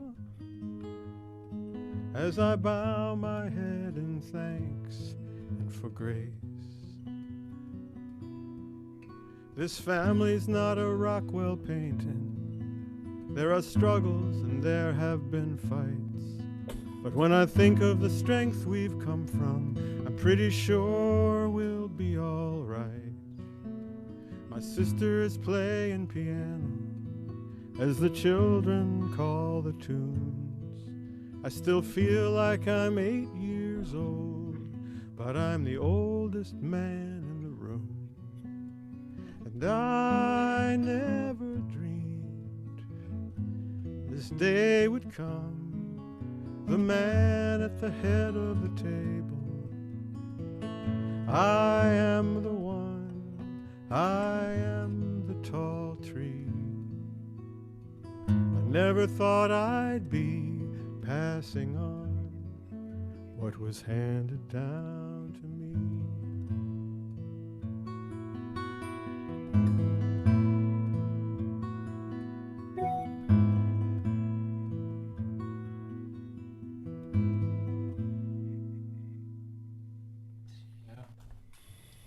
Beautiful, Eric. That was really nice. Woo! Thank you. Really nice. That was great, Eric. That one feels like it's been around forever, doesn't it? It seems like a song that you could have sang 50 years ago or something.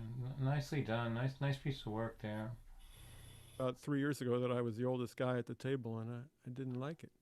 Yeah. I have a really terrible analogy that I use. It's called, it's a football analogy. You wake up one day and realize there's nobody blocking downfield. It's just you in the end zone. Yep. All right, one more time for Eric. Thank you so much. Beautiful, Eric. Great to see you. All right, Daisy, Nell, and Captain Stan. Would you play the song? Yeah. Can you hear us all right? Is the audio on? You can hear us, right? I can hear you. Yeah, it's You can hear me? Is that coming from them? Yeah, it is. Okay. I don't think so. Hang on a second. Well, I think it's just feedback from their speakers. So I think when they're playing, it shouldn't be happening. all right. Why don't you play a little bit and we'll hope that it does okay. We need all the help we can get because I'm playing a banjo now, and so that anything that could go wrong will go wrong. we could tell banjo jokes for a while after that. All right. So tell me if this is start waving madly if it's going wrong. Is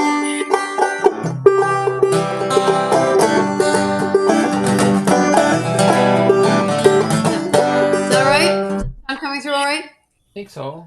Okay. So we're going to do an old song, a really old song. It has several different versions of it, but the chorus of this song says, "Sail away, ladies, sail away." And then after that, you say that again several more times. It's not the version that other people sing that says, don't you rock 'em, daddy-o, or don't sheet rock the patio. It's just "Sail away, ladies, sail away" over and over again. So bear that in mind if you want to sing along. And also think of the words. This is an old folk song that obviously went to way too many late night parties because it talks about sailing to Tennessee. And that's a hard way to get there.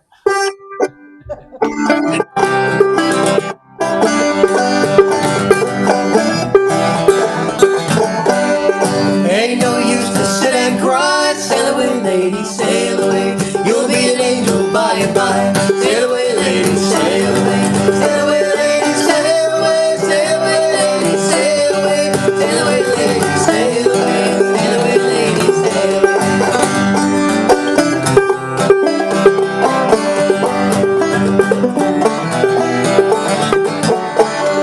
I got a home in Tennessee. Sail away, lady, sail away. That's the place that I'd rather be. Sail away, lady, sail away. Sail away, lady, sail away. Sail away, lady, sail away. Sail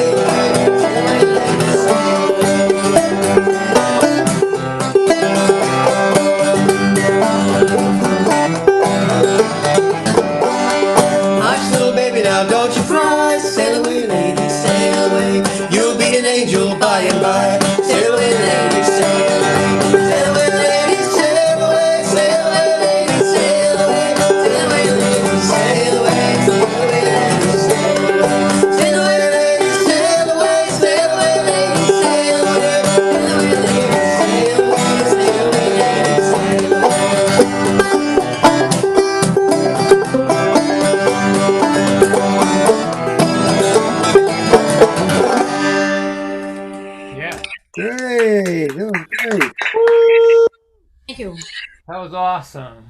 Awesome. Whenever we get back, so that we're playing out again, or if you guys ever get so that you're doing a full show online, just let me know, because I'm a huge fan. Just a huge fan of what you're doing, and the repertoire is almost endless. I went to a concert that these guys did in somebody's house in Swampscott, and they were just pulling out one song after another. All of these just fantastic songs rooted in the seacoast and the neighborhood here. So I am a huge fan. So one more time for Daisy Nell and Captain Stan, please. Awesome, you guys. So don't forget her Daisy's email is in the chat there, and you can take a look at her children's books and some CDs from those guys. The CDs are great. All right, so Michelle, who's gonna play the Ark on Tuesday. The first time I played the Ark, I couldn't even sleep the night before. I was so excited. such a fantastic venue. So what do you got for us?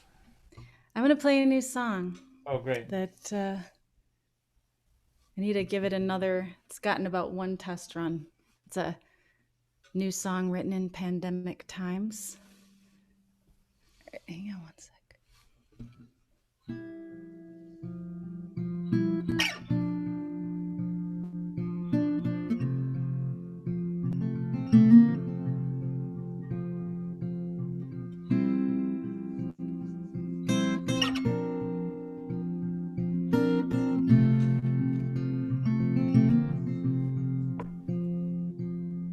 We weren't ready for a world without John Prine. His stories and his spirit grew brighter over time. Then COVID came and took his breath before we played his last song. Ain't it funny the way the world moves on?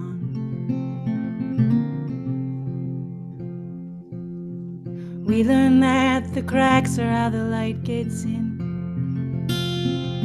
From a poet with a lover born, the day his life would end. She made a memory of a map of Canada where his face was drawn. Ain't it funny the way the world moves on?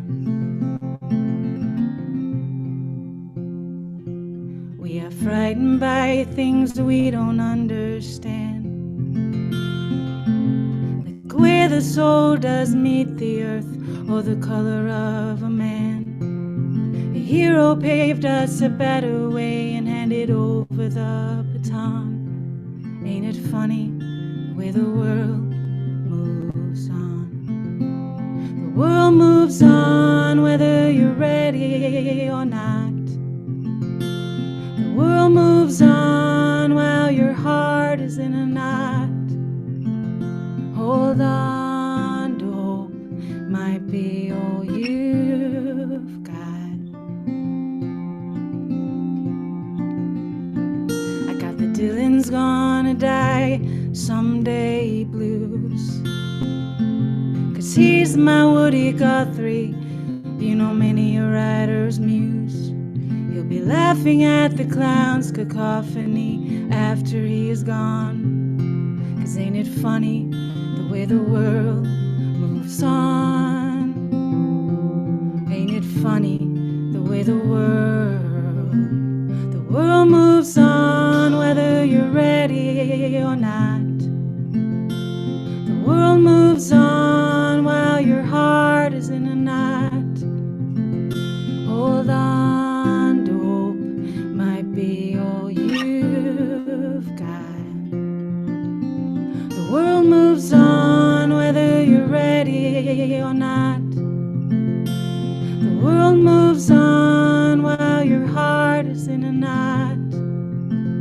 Hold on to hope, might be all you've got.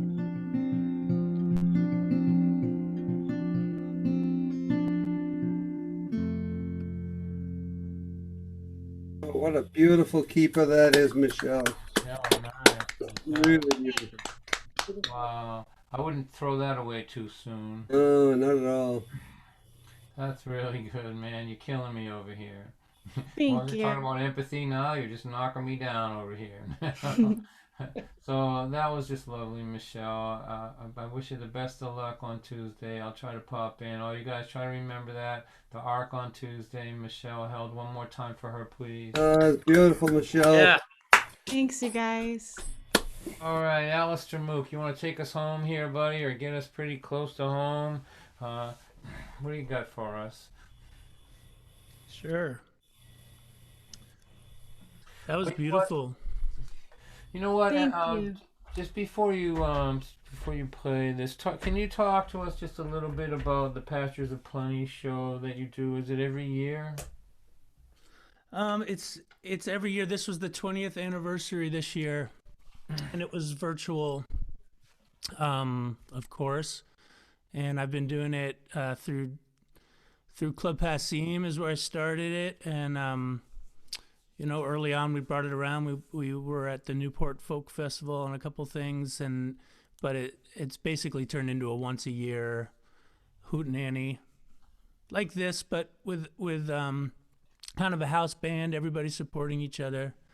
It's kind of the modern day version of the old rent parties with Woody and Leadbelly and all those guys. And we had quite a crowd for the 20th anniversary. We had so many amazing, wonderful performers, Vance Gilbert and Mark Orelli and Ronnie Arbo. I mean, there were like 15. It was wonderful. Is it are you doing Woody Guthrie songs or whatever you want, or songs from the era you like? It's so the what I tell artists is the tagline is the roots of American music, whatever that means to you. And so we've had everything, a lot of old folk, but we've had Sondheim all the way through. We had a Louis Armstrong song at the last one. Yeah, it's been like my happy place. Anytime you've got something like that coming up or anything going on, just pop by on a Thursday and just let us know about it. We're kind of using this as a clearinghouse for all the artists to help get the word out, All right. Thank you, man. You're welcome. Let's see. Michelle did a kid's song before. Maybe I'll do this. I do a lot of it was a kind of a kid's song, right? This is also kind of a kid's song. I've had a pretty crazy couple of weeks. My album called Be a Pain was nominated for a Grammy Award a couple of weeks ago for Children's Album of the Year. Wow. And then Hey. it was very exciting, and it's an album. I have one here. It's an album about leadership and stories of leadership and the racial justice movement and social justice and Pete Seeger. And we ended up with 5 white nominees in this year, which unfortunately is nothing new for the children's music category. It was my second nomination, and several of the others have been nominated many times. And I've been part of a racial justice collective this year that's been trying to change the story, and found myself in this position with these other artists where after a year of real reckoning around racial and gender injustice and systemic issues, we ended up with yet another situation which was embarrassing to children's music and to us. And so yesterday we wrote, 3 of the 5 nominees wrote to the Academy declining our nominations, which has been a really hard journey to get to, but it's been, I can't tell you how my mood has lifted. I think all of us feel like we got to be part of a little thing in elevating other voices. So I'm feeling pretty good for having come through all that and being on the other side of it, and hearing and talking to so many Black artists, many of which people who sang on my album, even Reggie Harris and Melanie Damore, and hearing people share their stories about how they've been kept at a distance, not always fully welcome in the children's music world, but also in the folk music world. We have a lot of work to do.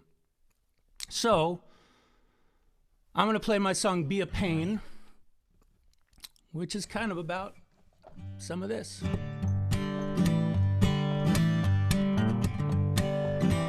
If you see something that's wrong, raise your hand and say that's wrong. Point it out and name that thing by its name.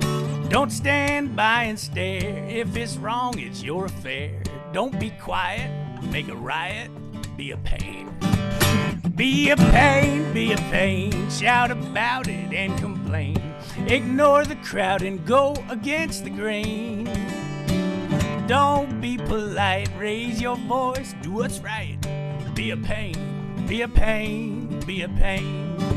When Rosa Parks sat on that bus, she chose to make a fuss. She chose to break the rules and take the blame. Her choice to sit and fight helped to bring on civil rights, because one strong woman chose to be a pain. Be a pain, be a pain. Shout about it and complain. If they say you have to move, say I'll remain. Don't be polite, raise your voice, do what's right. Be a pain, be a pain, be a pain. Harvey Milk, chose to run for the council board and won, even though folks said you can't because you're gay. One brave LGBTQ elected leader ran and knew you can change things if you choose to be a pain. Be a pain, be a pain. Shout about it and complain. Tell 'em I won't let you make me feel ashamed. Don't be polite, raise your voice, do what's right. Be a pain, be a pain, be a pain. If you mute yourself, you could sing with me on the chorus that's coming up. The words stay more or less the same. But if you're not muted, it's gonna really get ugly in here. A tennis star named Billie Jean told the world she had a dream that men and women would be paid the same. She refused to hit that ball till there was equal pay for all. She was a king because she was a royal pain. Be a pain, be a pain. Shout about it and complain. If they refuse to pay, refuse to play the game. Don't be polite, raise your voice, do what's right. Be a pain, be a pain, be a pain. One more. Kids from Parkland led the fight for something they all knew was right. They said it's time for us to finally make a change. If adults can't compromise, we must go march for our lives. They spoke out and led the charge. They all were pains. Be a pain, be a pain. Shout about it and complain. When you're faced with laws you know are just insane. Don't be polite, raise your voice, do what's right. Be a pain, be a pain, be a pain. Yeah. Yeah. Wonderful. I like Yeah. Thanks, guys. Love it. Make mischief. Making mischief. Fantastic, Alstra. Hey, I think I might need one of those CDs. It's all kid stuff. It's a children's album? It's. I think like Michelle said before, it doesn't really fit into any. But it was. I wasn't gonna get a Grammy nomination for any other category, so children's was the best fit for it.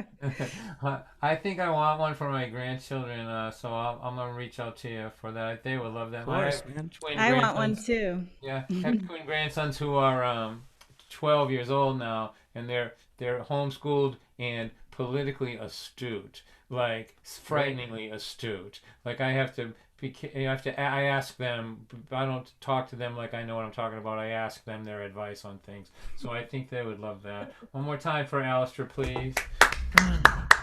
Thanks, guys. All right, this has been a great night. I think we generally try to wrap these things up at 9:30. So thanks to everybody who came up. I'm gonna do one song to wrap it up. Alistair made me think of this one here. Please support these other folks. And stop by generally every Thursday. Although the next show that I'm doing is on a Monday because of the holiday coming up. I'm doing a show on Monday for for the Hearing Room, which was a place in Lowell that you know can't survive anymore either, but did fantastic things in the world. So mostly on Thursdays, but sometimes on Monday. Keep an eye out for me. Let me just tune this up a little bit. And Thank you, Don, for you're having welcome. us. Thank you, Michelle. Let's hear it again from Michelle. Come on now, applaud for her. And for Alistair. Yep. Daisy Nell and Captain Stan. Nicely done. Beautiful songs over there. And hang on a second.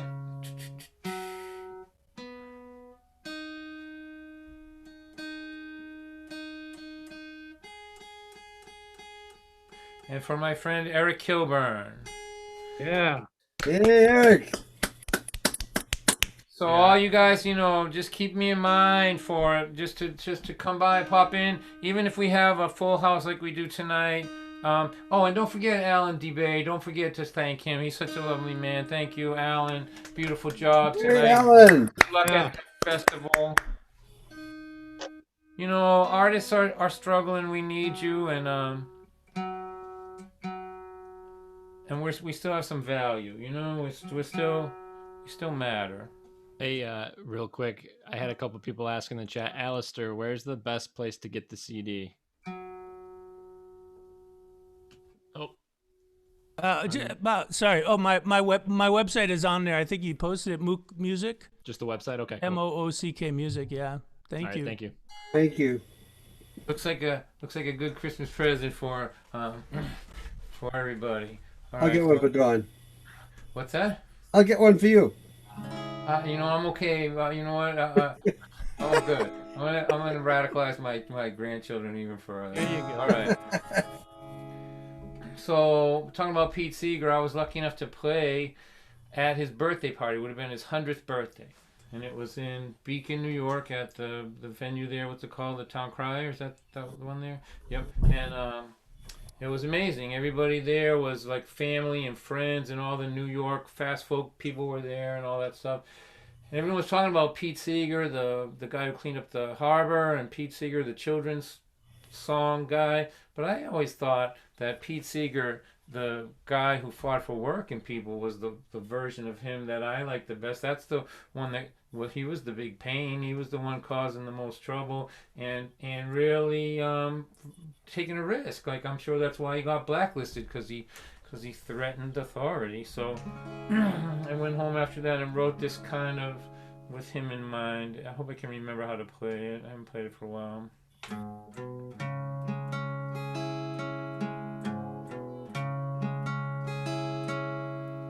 All the work gets done in the valley. All the money rains down on the mountain top. When the money trickles down to the people in the valley, it's only one little drop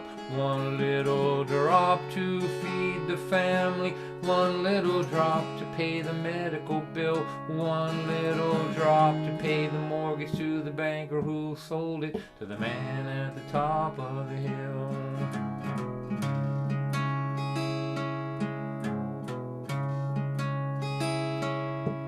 Oh, they work so hard to divide us with a steady stream of lies. 'Cause if we ever stop fighting with each other, we might start asking each other why. If all the work gets done in the valley, why does all the money rain down on the mountain top? When the money trickles down to the people in the valley, why is it just a little drop? One little drop to feed the family. One little drop to pay the medical bill. One little drop to pay the mortgage to the banker who sold it to the man at the top of the hill.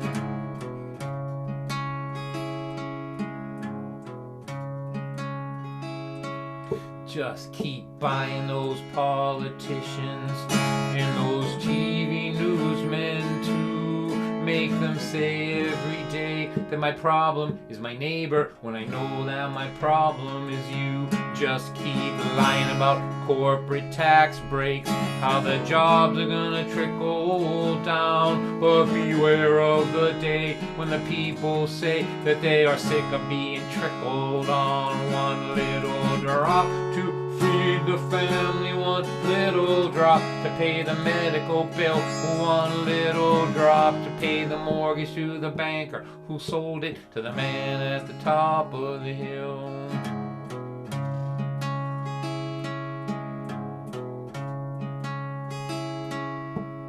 Enjoy your view of the valley from that house on top of the hill. Right now the giant is sleeping. That doesn't mean that it always will. 'Cause when the sleeping giant starts moving, it is impossible to stop. You know, every flood that ever washed a city away started with a little drop. One little drop will start an ocean. One little drop will start the wave. One little drop will start the flood that's coming to wash the gilded city away. If all of the work gets done in the valley, why does all the money rain down on the mountain top? When the money trickles down to the people in the valley, why is it just a little drop?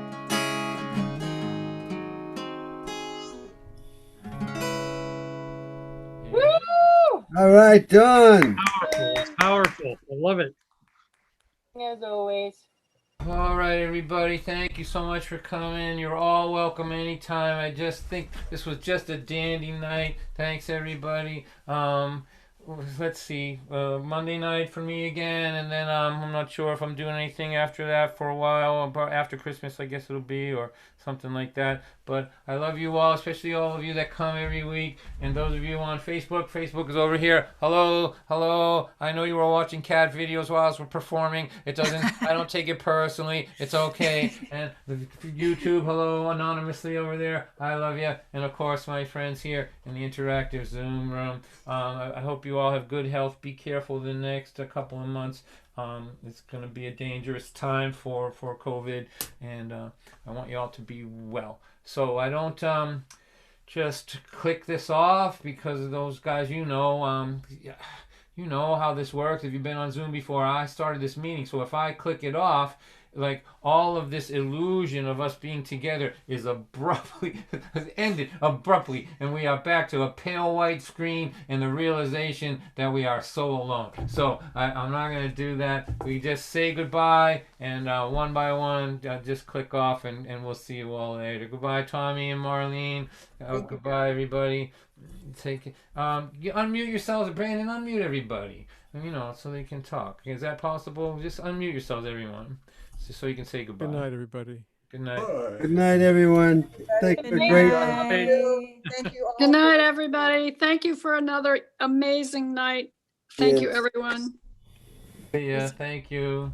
It was Thank you, great Michelle. to connect. Thank you, Yeah. Don. Michelle, good luck on Tuesday. Yeah, Thank good luck you. on Tuesday, Michelle. Have a great Thanks, show. you guys. I appreciate your support. Bye. All right, Tim and Shannon, bye-bye out there. See you later.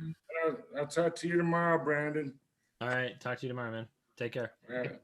All Good night, right. everybody. Good night, Good Alan. night, everybody. Alan, Good good luck night. on Saturday. Alan, good luck on Saturday. Come back and let us know how it went. Yeah, good luck, Bye, Alan. guys. Good Bye, night, Neil. Bye, Sarah. Don. Good Bye, night. Brandon.